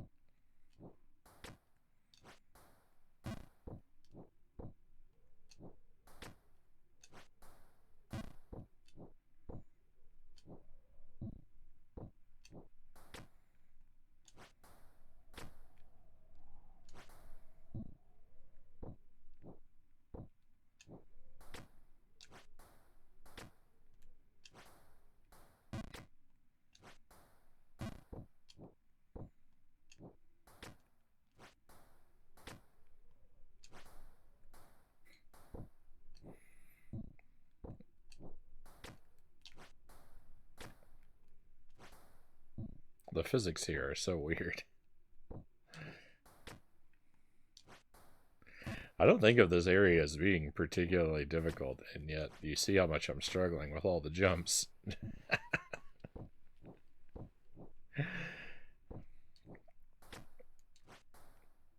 The thing about it is that, like, generally, like, to make the jumps, the trick to it is that if you're going to pass through the waterfall, you have to undershoot your jump, basically, but it's hard to get a feel for, like, by how much.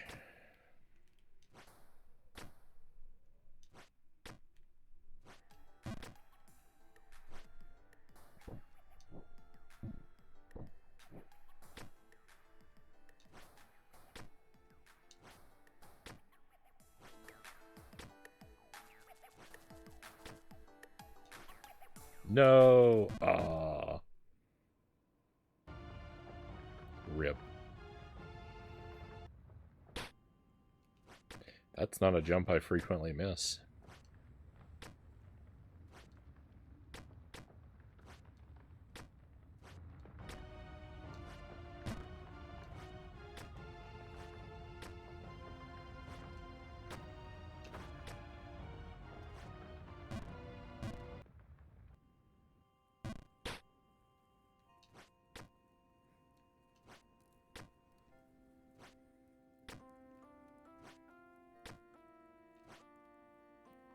Really?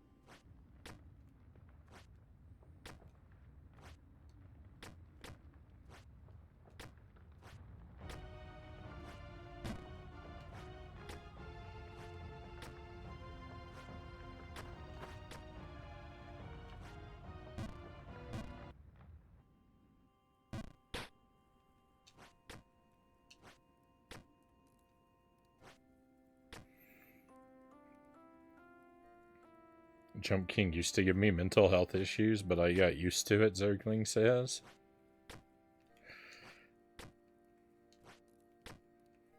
I don't know if I realized that. I don't know if you mean just from the time we've spent with Jump King on this stream, or if you're referencing, like, prior Jump King experience.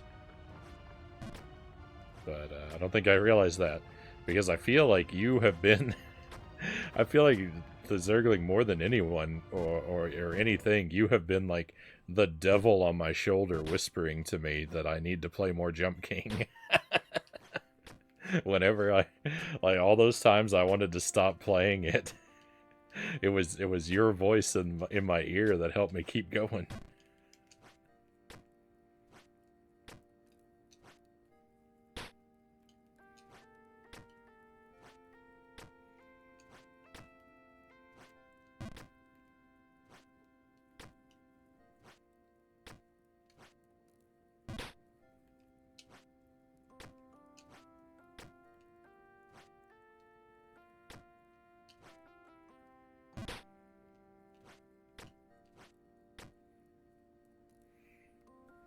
Everything's in the stress of watching you play Jump King. I grew used to it, and now I enjoy the thrill of watching funny greenish blue man fall down very deep holes.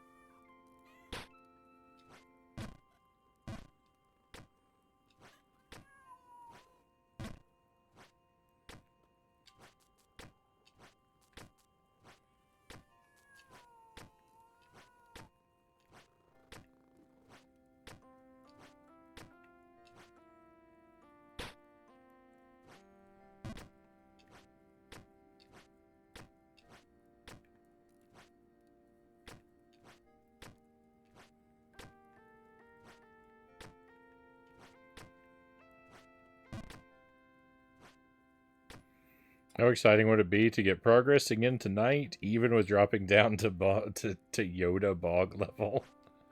Oh, I would love it. I would love it.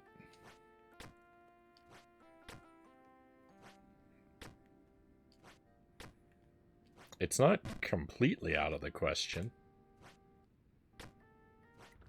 Just mostly out of the question.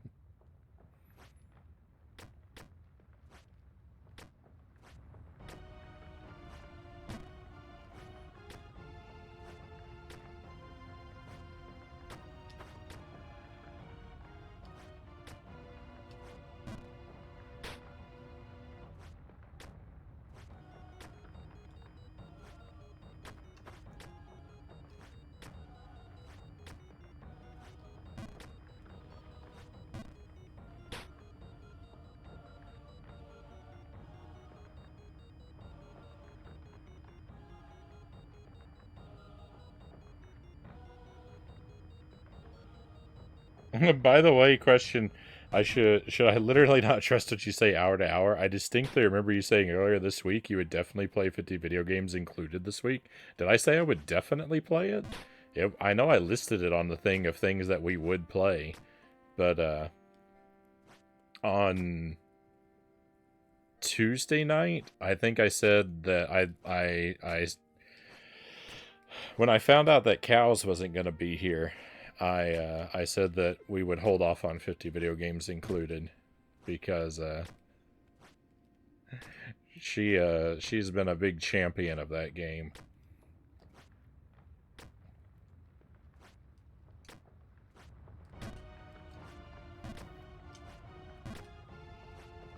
It was pretty earlier in the week that I said we wouldn't play it this week.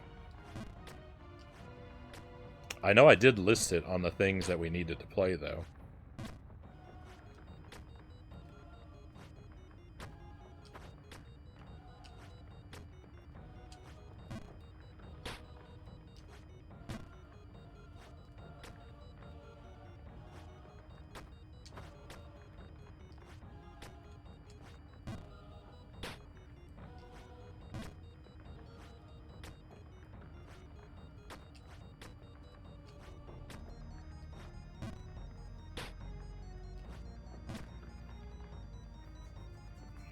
Can't pay too much attention the first hour or two because the kid's wanting to watch cartoons with me before bed. Yeah, no worries, Zergling.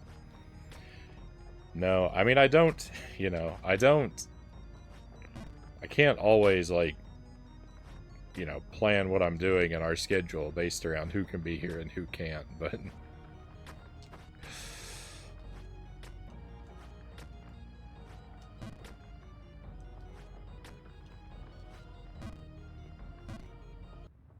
Either, I said, but in the case of this one, I thought we would hold off.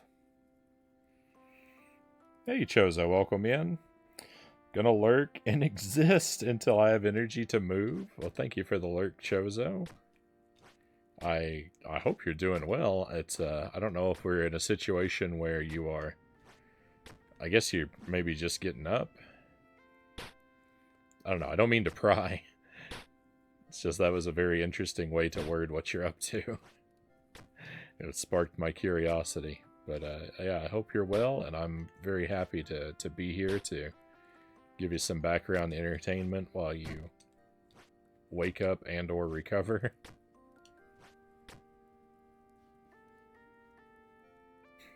I wish I had kids sometimes, Chozo says. I could show them all the stuff I grew up with, only for them to probably hate it.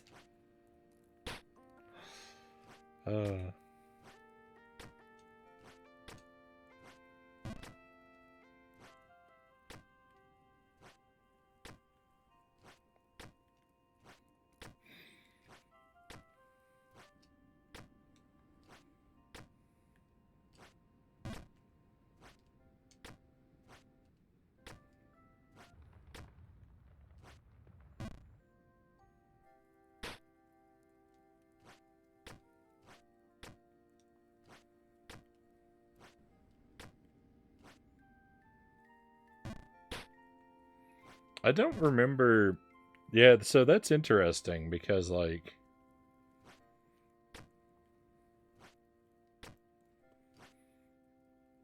like Jelly and I don't have any kids, but I would imagine, like,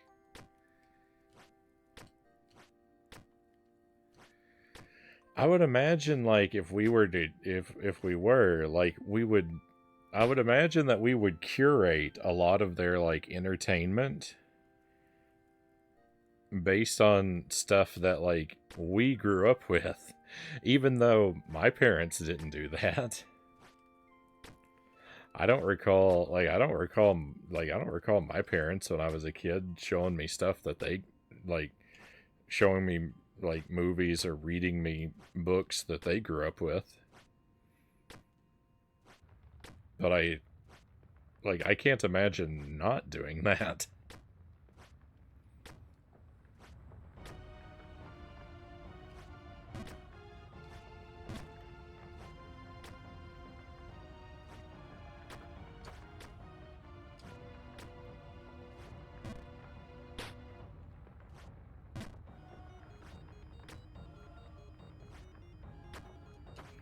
Hey, Golden Golden Joe, welcome in.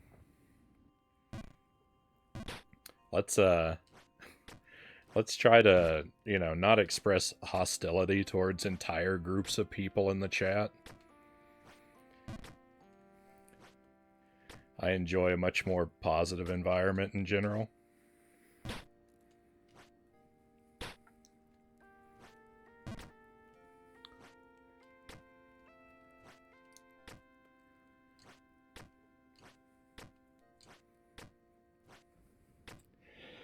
How come your TMNT is a cartoon, Daddy Brain?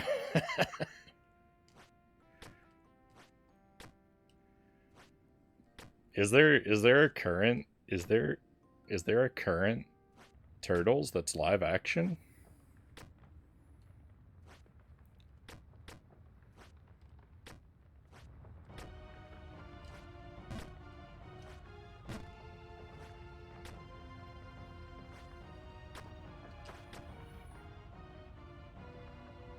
The inner child, Chozo needs a Street Sharks game. I actually saw a Street Sharks toy in the thrift store the other day.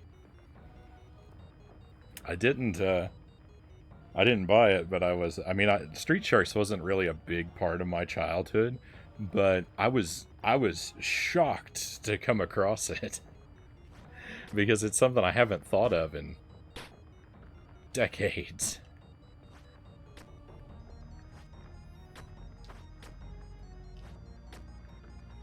It would have been like if I came across like a Beetleborgs toy.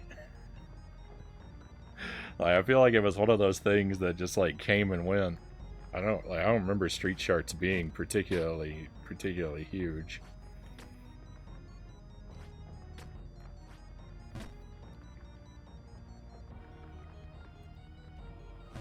Modern. All right, so you mean instead of CGI?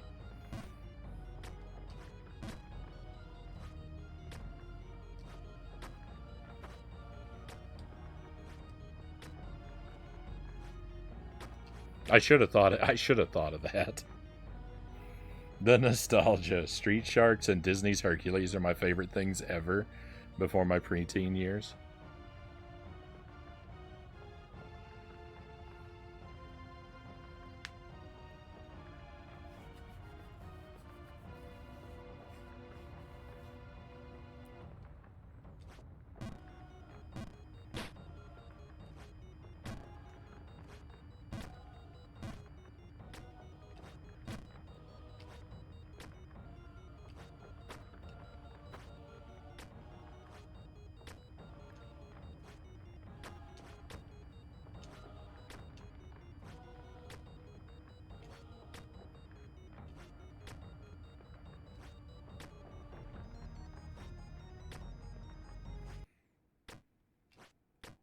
Whoa, I almost missed that.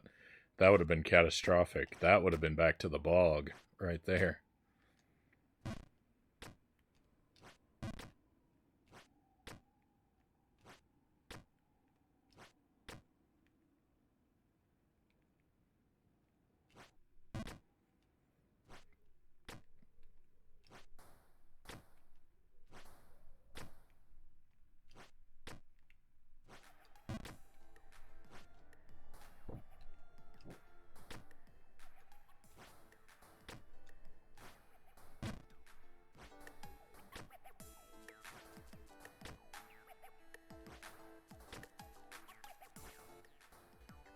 Oh, we're so close.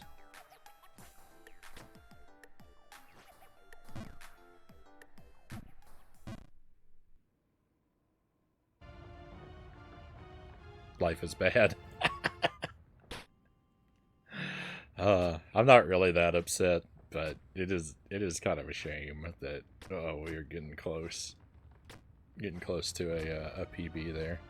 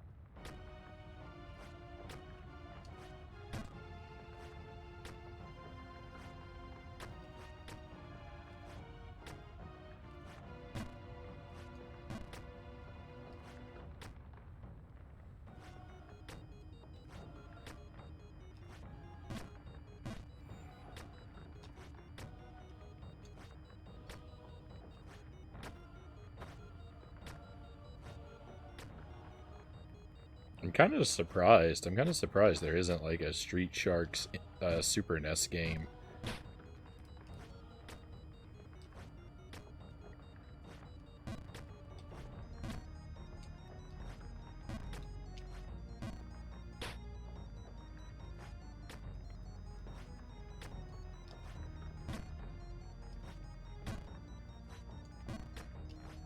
I think I did. I think I did, Chozo. I think I did have a Street Sharks figure. Um, like a toy. I think he had like a drill for a face. I think there was a button on his back. When you pushed it, the drill would spin.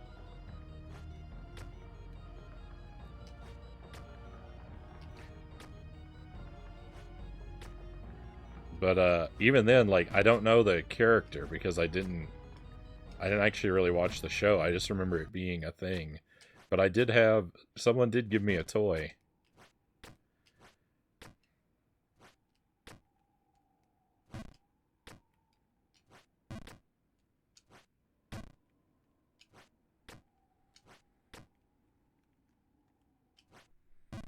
Hey, we made it back up. Disney's Hercules. I know I've seen it, but I think I only saw it once. So it's not one that that's not one that really stuck with me. I had a VHS tape though. I had a VHS tape that had I believe these are all on one tape. It was the Hoboken Chicken Incident, Lyle Lyle Crocodile, The Little Mermaid, Peter Pan, and Raggedy Ann and Andy. Except Raggedy Ann and Andy was not the full film on the tape. It cut off shortly after the song that's sung by the Greedy. Which, there's some nightmare fuel for you.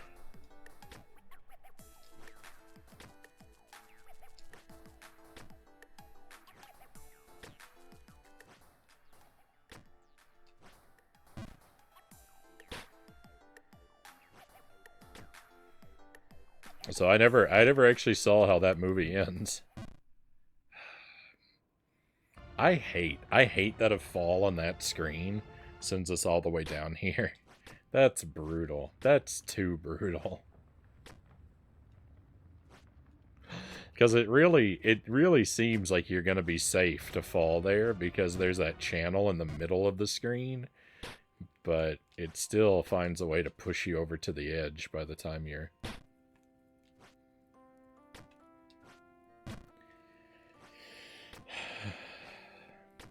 There's no hope. There's just, oh, it's so bad. I don't mean there's no hope for beating this. I mean when you're in that falling situation, that particular situation, there's no hope of recovery.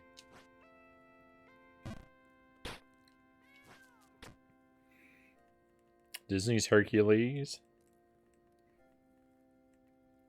Attempting to present Zeus as a good, happy, and just family man.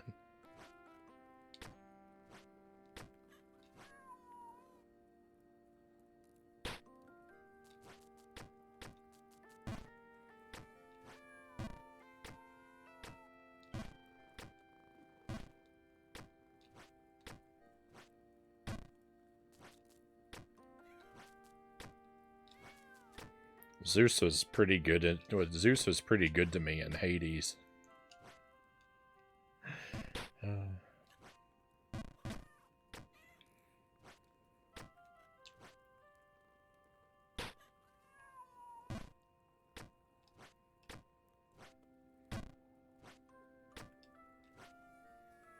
I say that, but you know what? I think about it. I don't think I had any of Zeus's powers went on the one run where I was successful in Hades.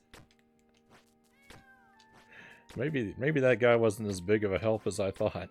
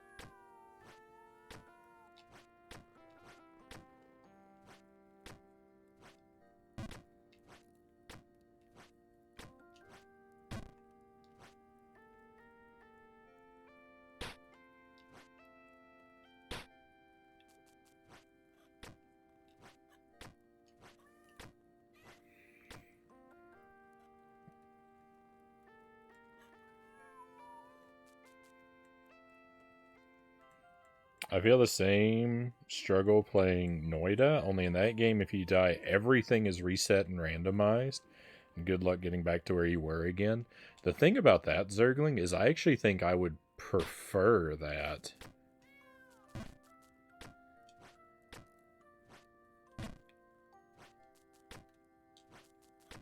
Because if everything is truly reset, then that means hypothetically your first playthrough can be successful. Like there's no like if you're a you know if you're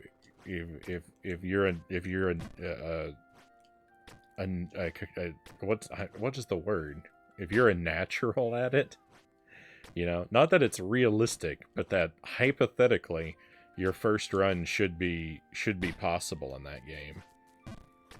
And I don't feel like that's the case with Hades. I think Hades is intentionally designed to where until you've grinded for X number of attempts, it's not actually possible.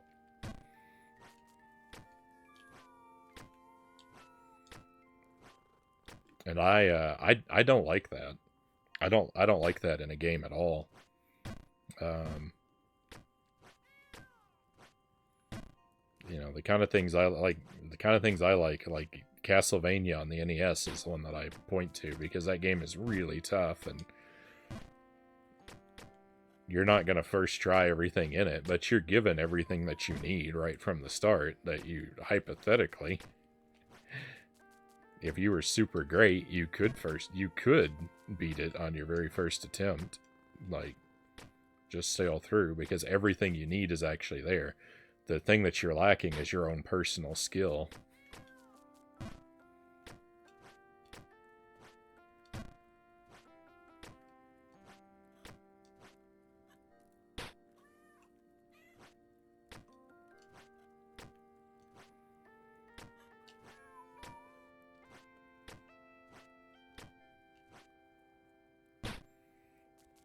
For just $20, you can enjoy all the Noida you want. You would have a heck of a time in that game, especially with wanting to figure it all out yourself. Many, many mysteries in that game.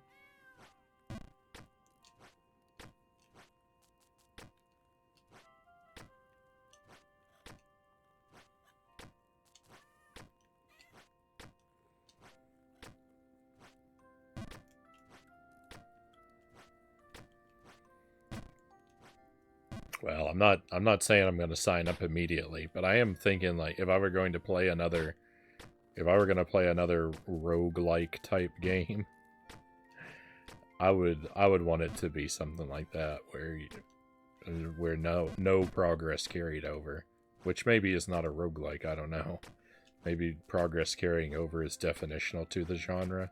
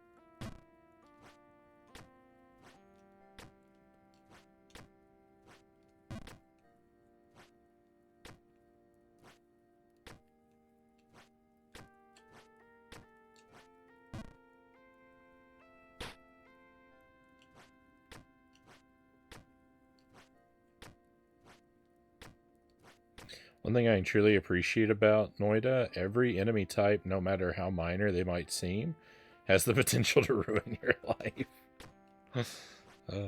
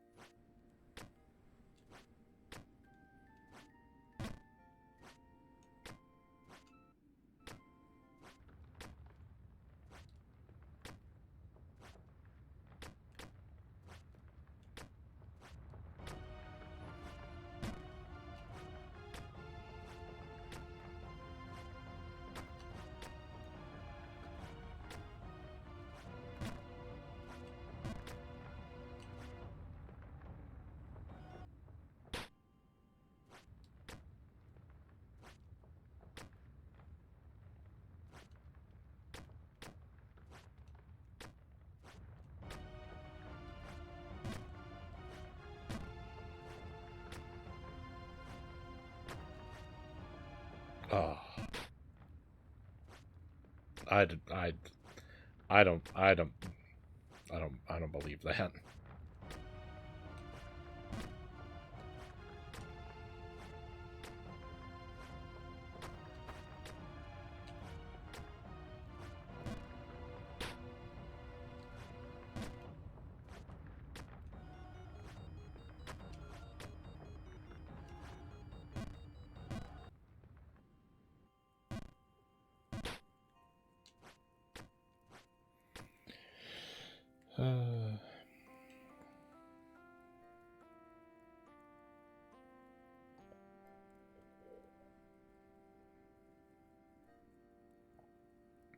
I constantly find new strategies and ways to play the game, things I didn't know before. Then I inevitably find new ways to die too. It's usually gunpowder or electricity, though.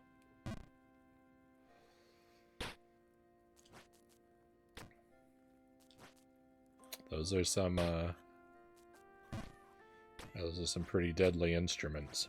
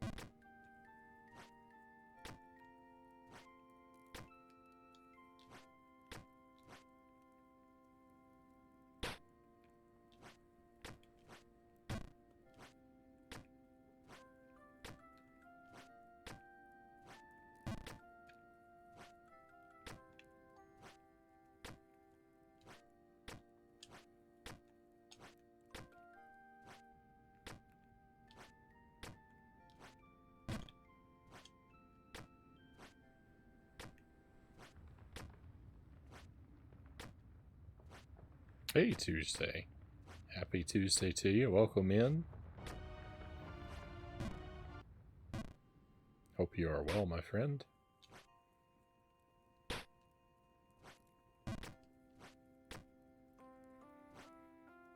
We've had a journey with this game tonight. I've been all the way down at the very bottom, and haven't actually matched my PB. I was a screen away from it, but no, I wasn't. I wasn't a screen away. I was 2 screens away. Our PB is higher than it was before. I forgot.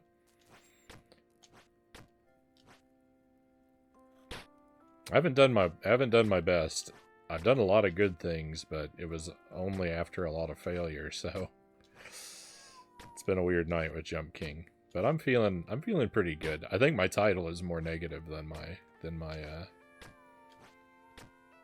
my actual feelings. I just thought that was funny.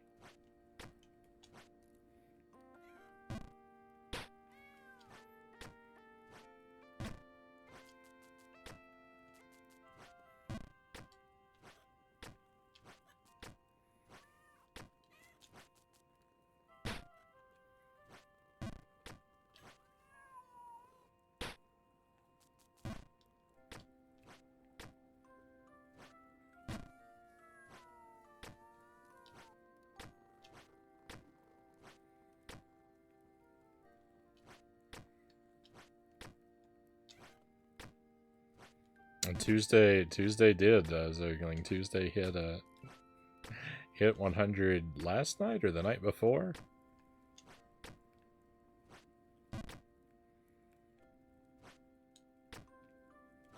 Becoming our second person to attend 100 streams or more in a row, but first to redeem it after you were robbed.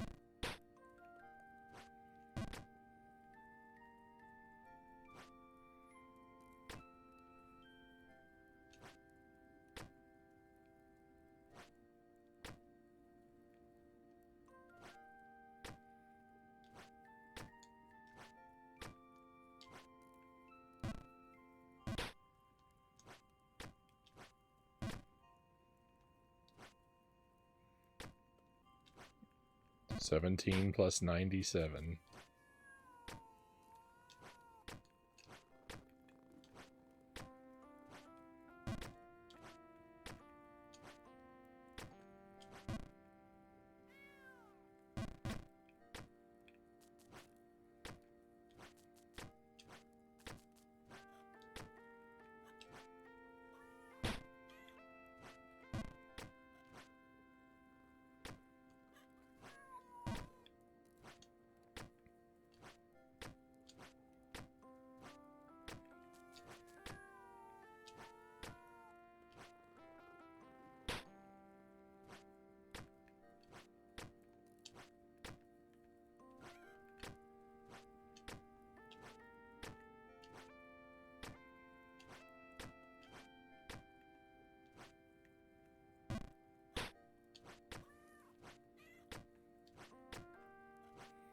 I think the highest watch streak I've hit, I think, is 14.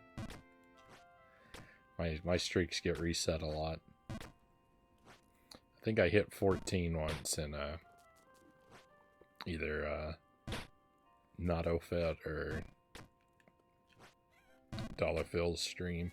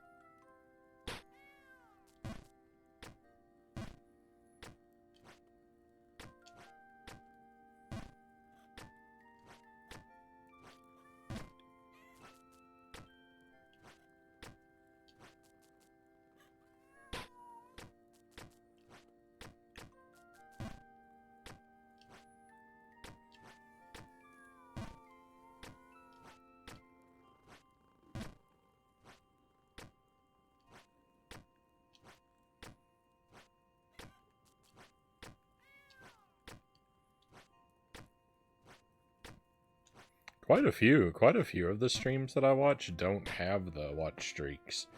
And I guess they have them disabled.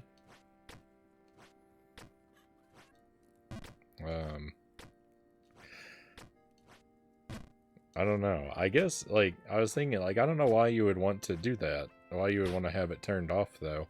Unless, I mean, like, maybe if you have, like, a whole lot of people redeeming them, like, maybe people get tired of it. I don't know, but I like that it's a good way for people to get a few extra channel points. Like, I wish you got more. I wish you got more for longer streaks, though. It seems like you just get the same amount at regular intervals. I wish it actually grew. Not that channel points are especially valuable on a lot of streams. Hey Greg, welcome in. 78 for me. Thank you, my friend. You might be you might just be number 3 to hit 100.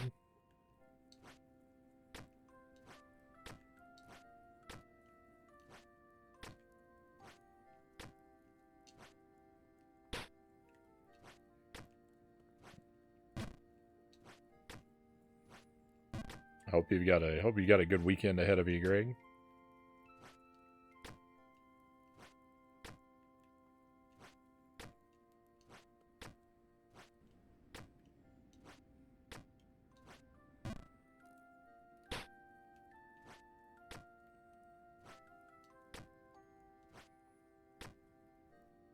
You actually get more for losing streaks regularly. You get a bonus point. You get extra bonus points at like 3, 6, and 10 at first, and then it's every 5 after that. Yeah.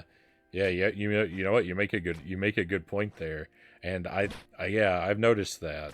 I thought about that before too. That's not right.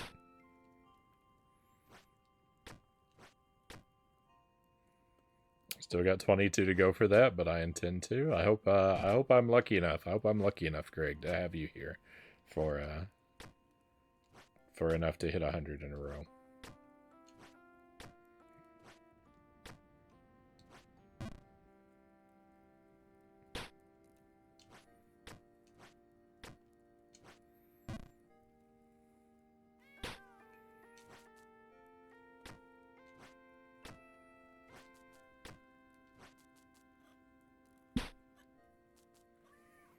Work today, Saturday, then off for 2 days.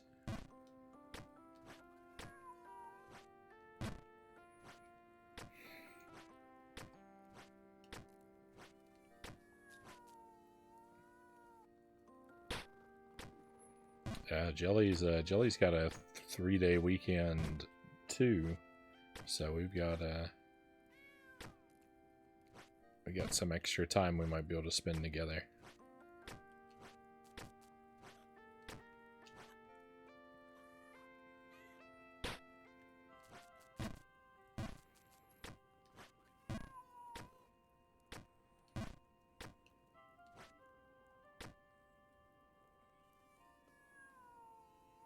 Don't forget to refresh the tab a time or two midstream.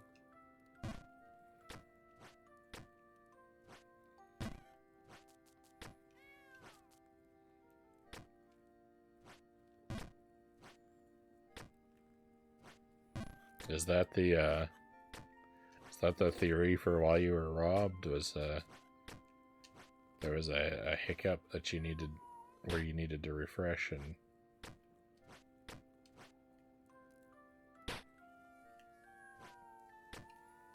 Yeah, I don't know what. I don't know why.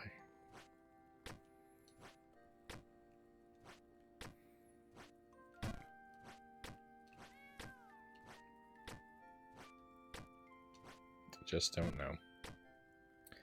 All right, we're gonna go for about 5 more minutes, and then it's gonna be time for Splatterhouse 2. We were gonna stop at the 2-hour mark, but then we made it back up here, so it's been a third. We've gone for an extra hour to celebrate our reclaimed progress. But I think at the 3-hour mark, I'm gonna start looking for where's a good place to call it quits. Probably immediately after a huge fall.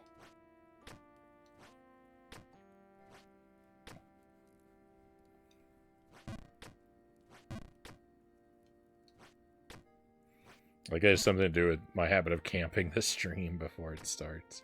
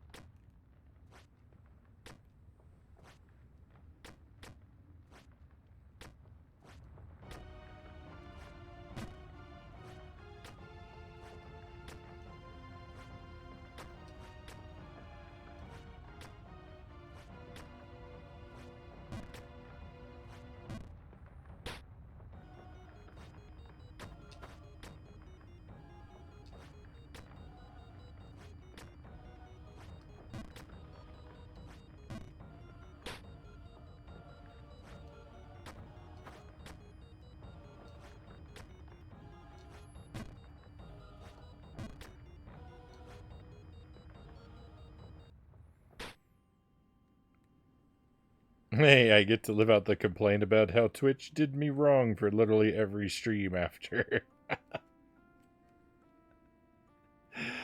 So we can all look forward to that. Hey, Raiders, welcome in. Teddy Roz, thank you for the raid.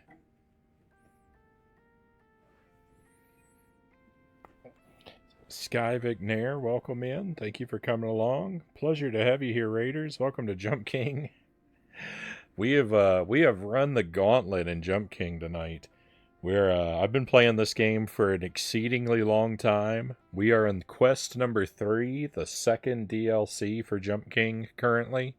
I've been playing it for 60 hours. And it's still going. Just an hour ago, I was down at the bottom of the map too. I literally erased 100% of my progress for probably the 8th time during this playthrough. So we've run the gauntlet of emotions. But thank you for joining us. We're just gonna play Jump King a little bit longer before we switch to Splatterhouse 2. Tell us about your stream, though. If you have the energy and time to share for a moment, love to hear what you're up to and how it went.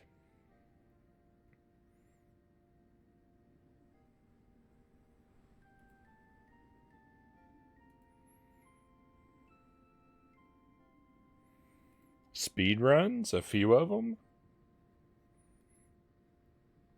Hopefully the runs treated you well.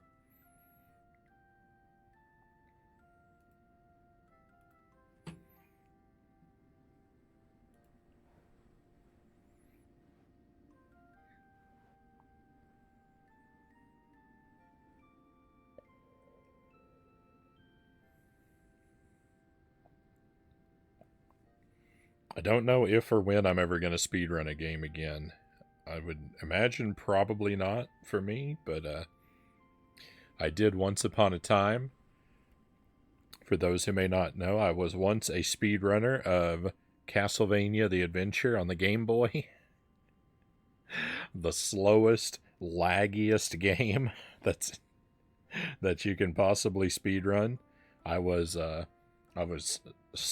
solidly middling performer.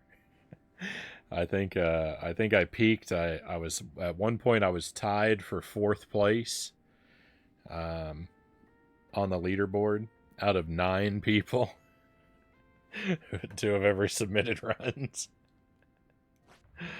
Uh,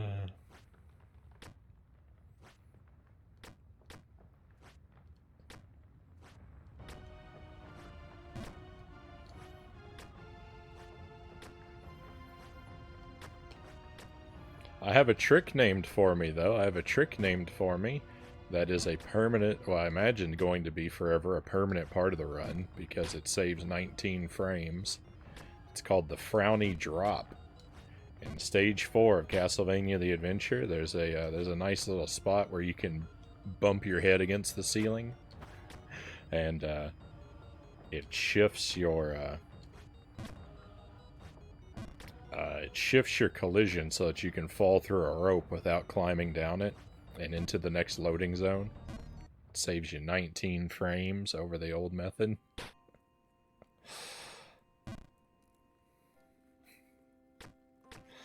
It's pretty appropriate for me that if I was ever gonna have a trick named after me, it's one where you jump where you don't need to, bang your head against the wall, and fall down a pit.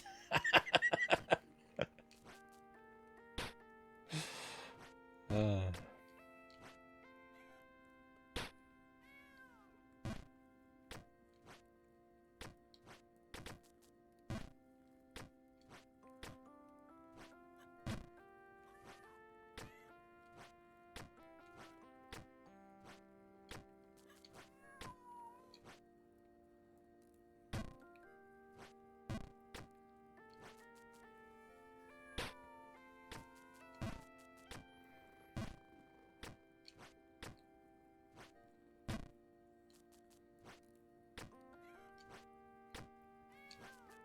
I hope you like cats, my friends. We spend a lot of time with these cats here.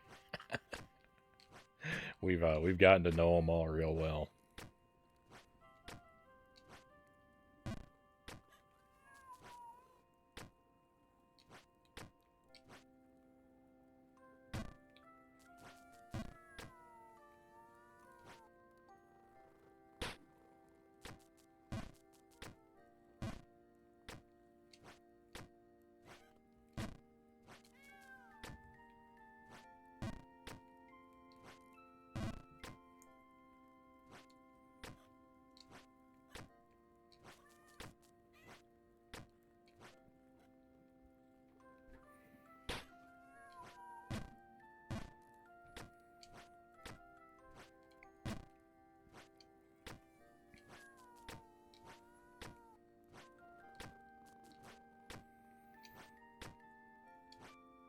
My current PB in this game is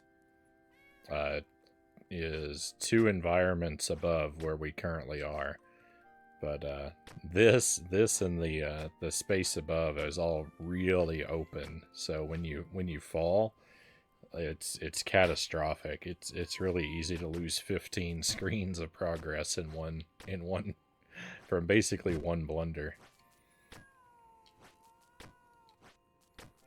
Not really literally. Well, it depends. If I blunder on the right-hand side, I'll lose about 15 screens of progress. If I blunder on the left, I'll lose about 30.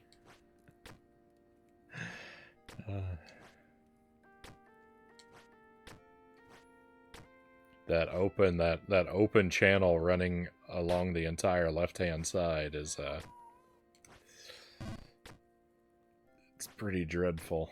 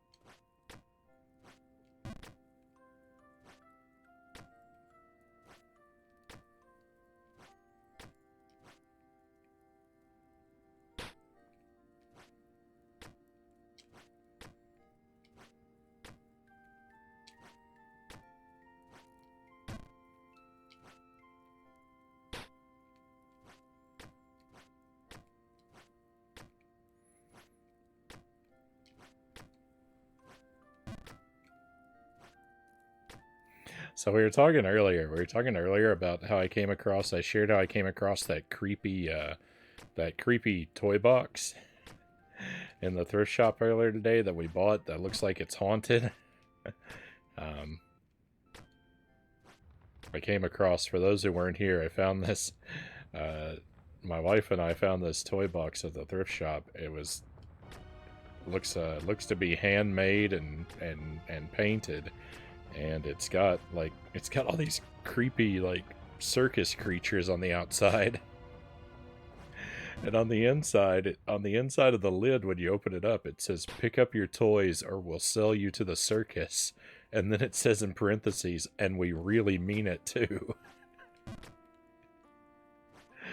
But the artwork on it is really kind of creepy, and it made me think, because like I don't remember having any toys that I was afraid of as a kid. But I know my sister did. My sister had this like stuffed animal. It's sort of like half stuffed animal, half tapestry. It was a really flat stuffed animal that was meant to hang on the wall, I think. But it was a character. It was the character of the sun, I think. It was either a flower or the sun, and I think it was the sun. And it had a face on it, and had these really long arms and legs. And she told me that she used to be terrified of that when she was a kid. That it was gonna like... I think probably she saw the movie Poltergeist, because there's a really creepy clown stuffed animal in that movie that has really long arms and legs. And maybe that was it. But I remember her sharing how she was afraid of that stuffed animal when she was a kid. And I'm trying to think, and I don't think I had any toys that I would say I was afraid of growing up.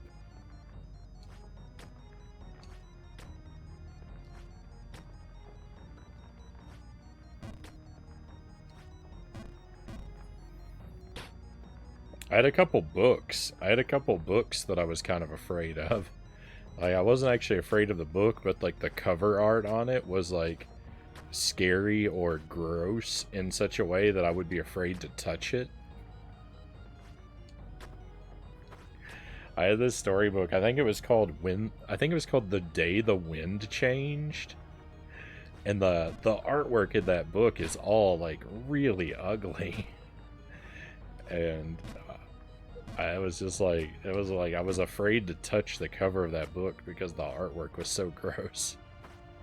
And there was another one too. There was I think it was like an R.L. Stine book. It wasn't a Goosebumps book, but I think it was R.L. Stine. And it had a skeleton. It had a skeleton on the cover who... he was like peeking between his like he had his hand in front of his face, and he was peeking between his fingers. And that skeleton always grossed me out too. I didn't ever want to handle that book because I didn't want to... I was afraid to touch that skeleton because it grossed me out.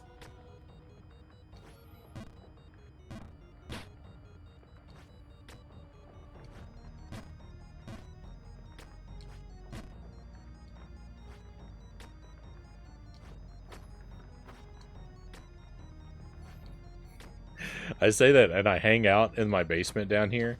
I've got a life-size skeleton that hangs out in the basement with me down here every night. If you've been around, you've seen him. His name is Isaac. He shows up on the stream a lot. It's been a while since I moved my furniture around. He's been off camera for a while, but he's hanging out down here with me. That slimy skeleton can't beat our dry Isaac. Hey, exactly.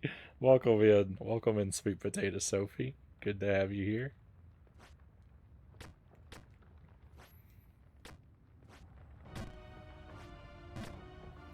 Sophie knows what's up. Dr. Isaac. Oh, no, Dry Isaac. Dryzik. I see. I read it wrong at first, but...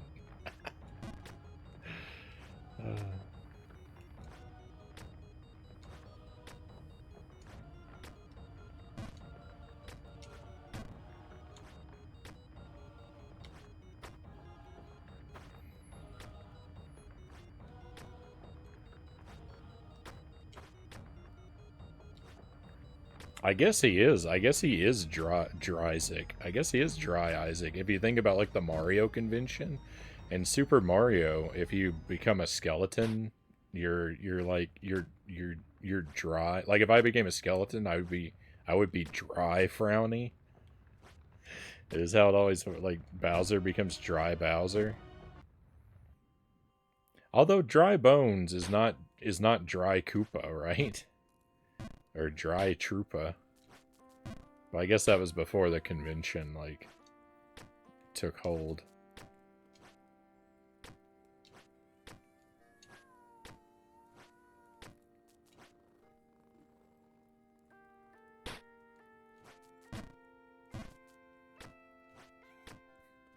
Now that I think about it, are there other dry characters? Is it just dry Bowser? Is there a dry Goomba?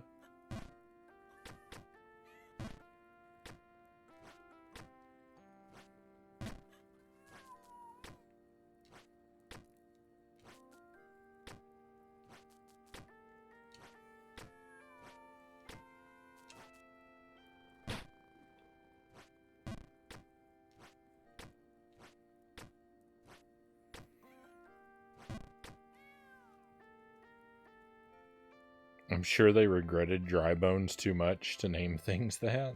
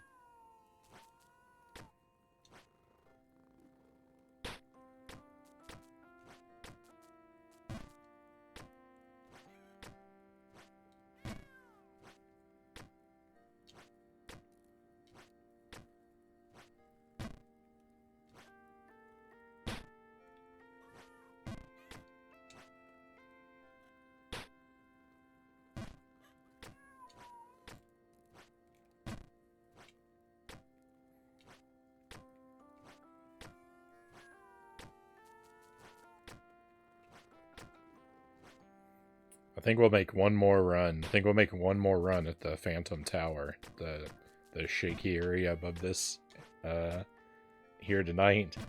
I'd like to see that tower one more time, and then after we storm the tower once more, we'll call it a night.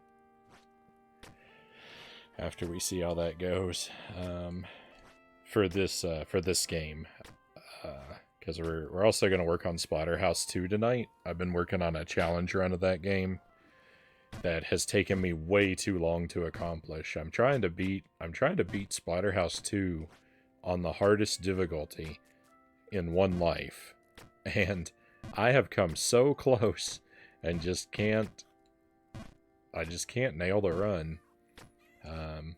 But that's just a challenge I've been trying to check off because I really like that game. And I can do it on the normal difficulty, and I've come so close on the hard mode, but it just eludes me. So we're gonna play that for a couple hours tonight and try to see if I can make that happen.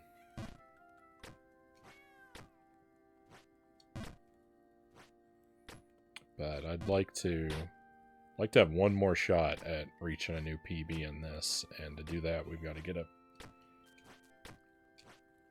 Oh, we actually got to go through. We actually got to go all the way through the tower and into the area above a bit, but.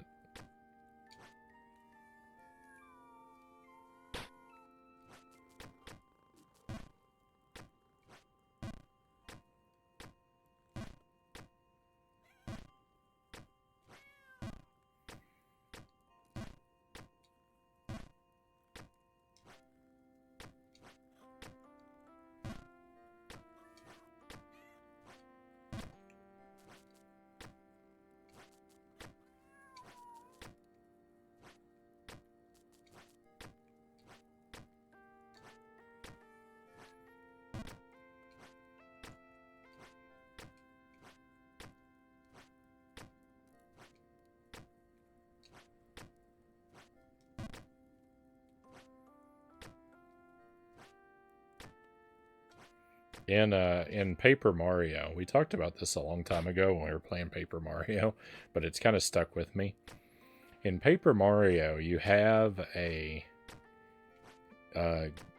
Goombario, your Goomba companion, has an ability called Tattletale, where he can give you information about the enemies that you're fighting, and like usually it's to show you their health bar, but it also like gives you a piece of flavor text. So when we played Paper Mario on the stream, I tried to use Tattletale on every enemy in the game, and I think we succeeded. I don't remember missing any, but one of them early on in the desert, there are some mummified. There's some mummified enemies. I think they're Pokies, the cactus guys that he says it about, but he says these are Pokies that dried out and became mummies, and so they moved into the pyramid. And it was just like the logic of how that happened to me seemed very strange. Like, they don't naturally exist in the pyramid as mummy Pokies, but they have a previous existence before they were mummified. They became mummies outside of the pyramid and decided to move there because they had changed. And that made me think, it makes me think of Beauty and the Beast, because the thing that was always weird to me about Beauty and the Beast is that the people are transformed into household objects, and at some point they give up and are resigned to living a lifestyle of the household object that they have become. Because as I recall, like, there's a scene where the teapot, Mrs. Potts, the teapot, has her son, Chip, who is like a teacup, and they live in the kitchen. And it's like, presumably before they were transformed, they had their own like bedrooms in the castle. Like, why not still live there? At what, like, how long does it take before you just give in and you just say, like, I'm a cup now, so I guess I live in the kitchen. I'm just gonna give up my bedroom and all my things, and you just commit to that new lifestyle. That just seems like a rather defeatist attitude to me.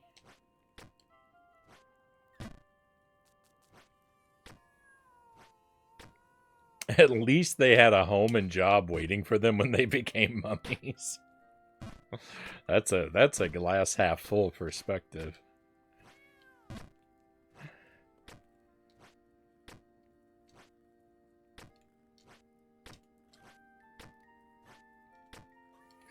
Although, if you're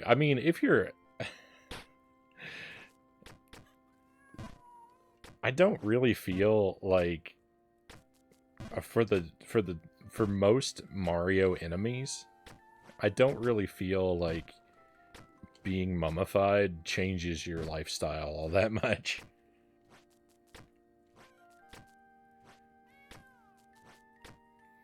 Is there a? I don't really think there. I think scenery is really the only thing that distinguishes a dry pokey from a standard pokey, and that's a decision that they've made on their own to relocate.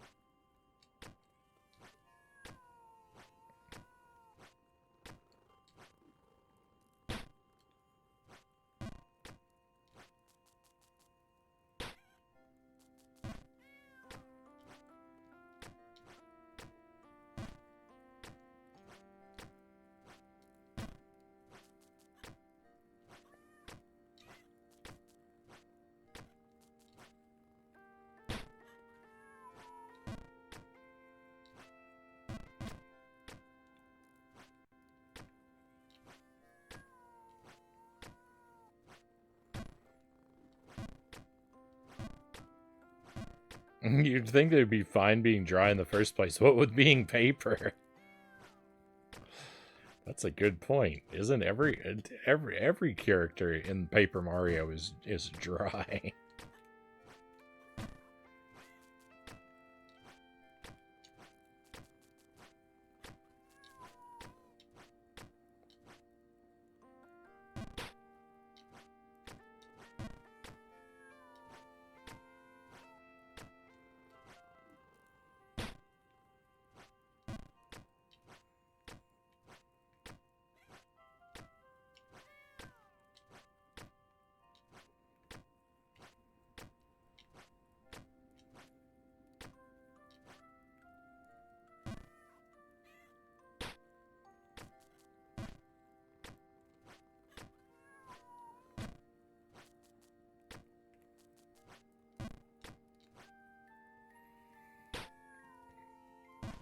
Making it back up to the Phantom Tower for another run at it is way more difficult. Like it's easier said than done. I might have been at this for too long tonight because maybe I'm burning out. Maybe I'm burning out on this one. I want to be sure that so when we leave off with this tonight, we're actually not going to play Jump King for a little while. It's probably not going to be on the schedule. I need to make the most of it tonight because it's not going to be on the schedule next week. Because next week we're celebrating Halloween in May, and we're gonna play a ton of Addams Family games. We're gonna do a little marathon of all the Addams Family games I can get my hands on, and also Friday the 13th on the NES. Which those two things don't really go together, but I want to play them both next week. So that's what we're doing. But because the schedule is going to be full of all that, we're going to be taking a little break from Jump King. So I'm going to get thoroughly rusty at this. Yeah, we do Halloween in May on the stream. It's an idea I've heard elsewhere, but I liked it. It basically follows the logic of some people say there's Christmas in July, so it follows that there is then Halloween in May, and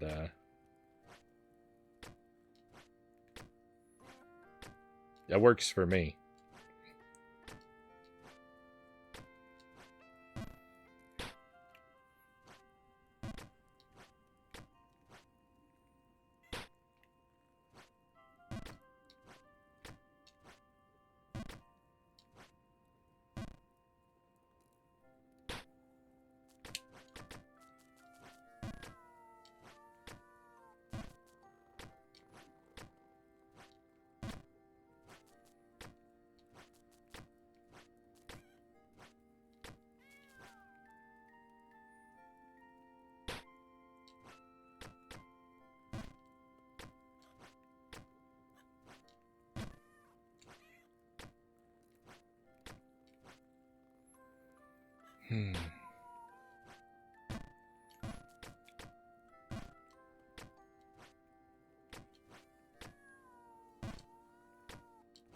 Have we crossed 60 hours yet? Oh, we're way past 60 hours. We're at 63? When did that happen?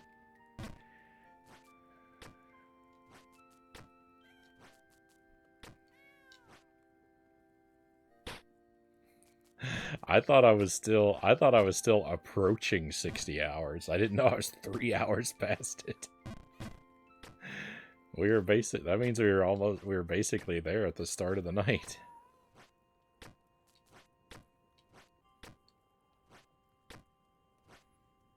I thought I began the night at 56 and change, so I was way off.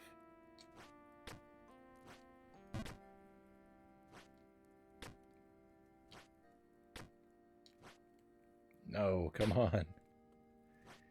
Don't fall.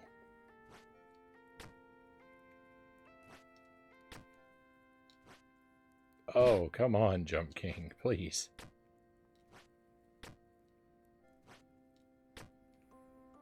Undershoot, overshoot, come on, just right. That actually worked. Alright, here we go. Phantom Tower, here we go. This is what I was talking about, making another run at this tower.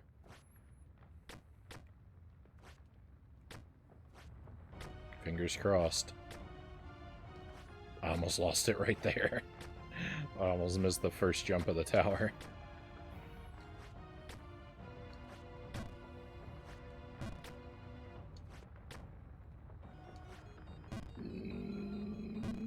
No. We're still kind of close. Never mind. Alright, well that's Jump King for the night, my friends. We didn't match our PB. I didn't even see the screen that our PB is on. So I didn't do well tonight. But I gave it my all. Meow. This cat right here can actually speak English. It's the only one the one I'm standing by right now. I've actually seen this cat speak English once. After a giant fall, and this was hours after I discovered this place. Like, we were up here for like 20 hours, and then I fell one time, and this cat said, "Why don't you try landing on your feet instead of your face?" The cat spoke English one time just to poke me in the eye. And now it's gone back to pretending that it can't, like all the rest.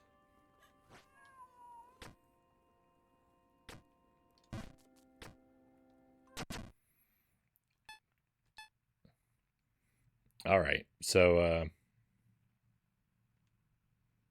we're going to switch gears. We're going to move over to the Sega Genesis for the rest of the night. We're going to make a couple runs through Splatterhouse 2. I'm going to see if I can finally put my challenge run with that game to rest. That's what I want to do. Any night could be the night. I've had runs. I've basically tripped at the finish line like 3 different times. So I know it's within my ability. It's just a matter of I've had a lot of real bad luck. That's what I'm going to blame, is my luck.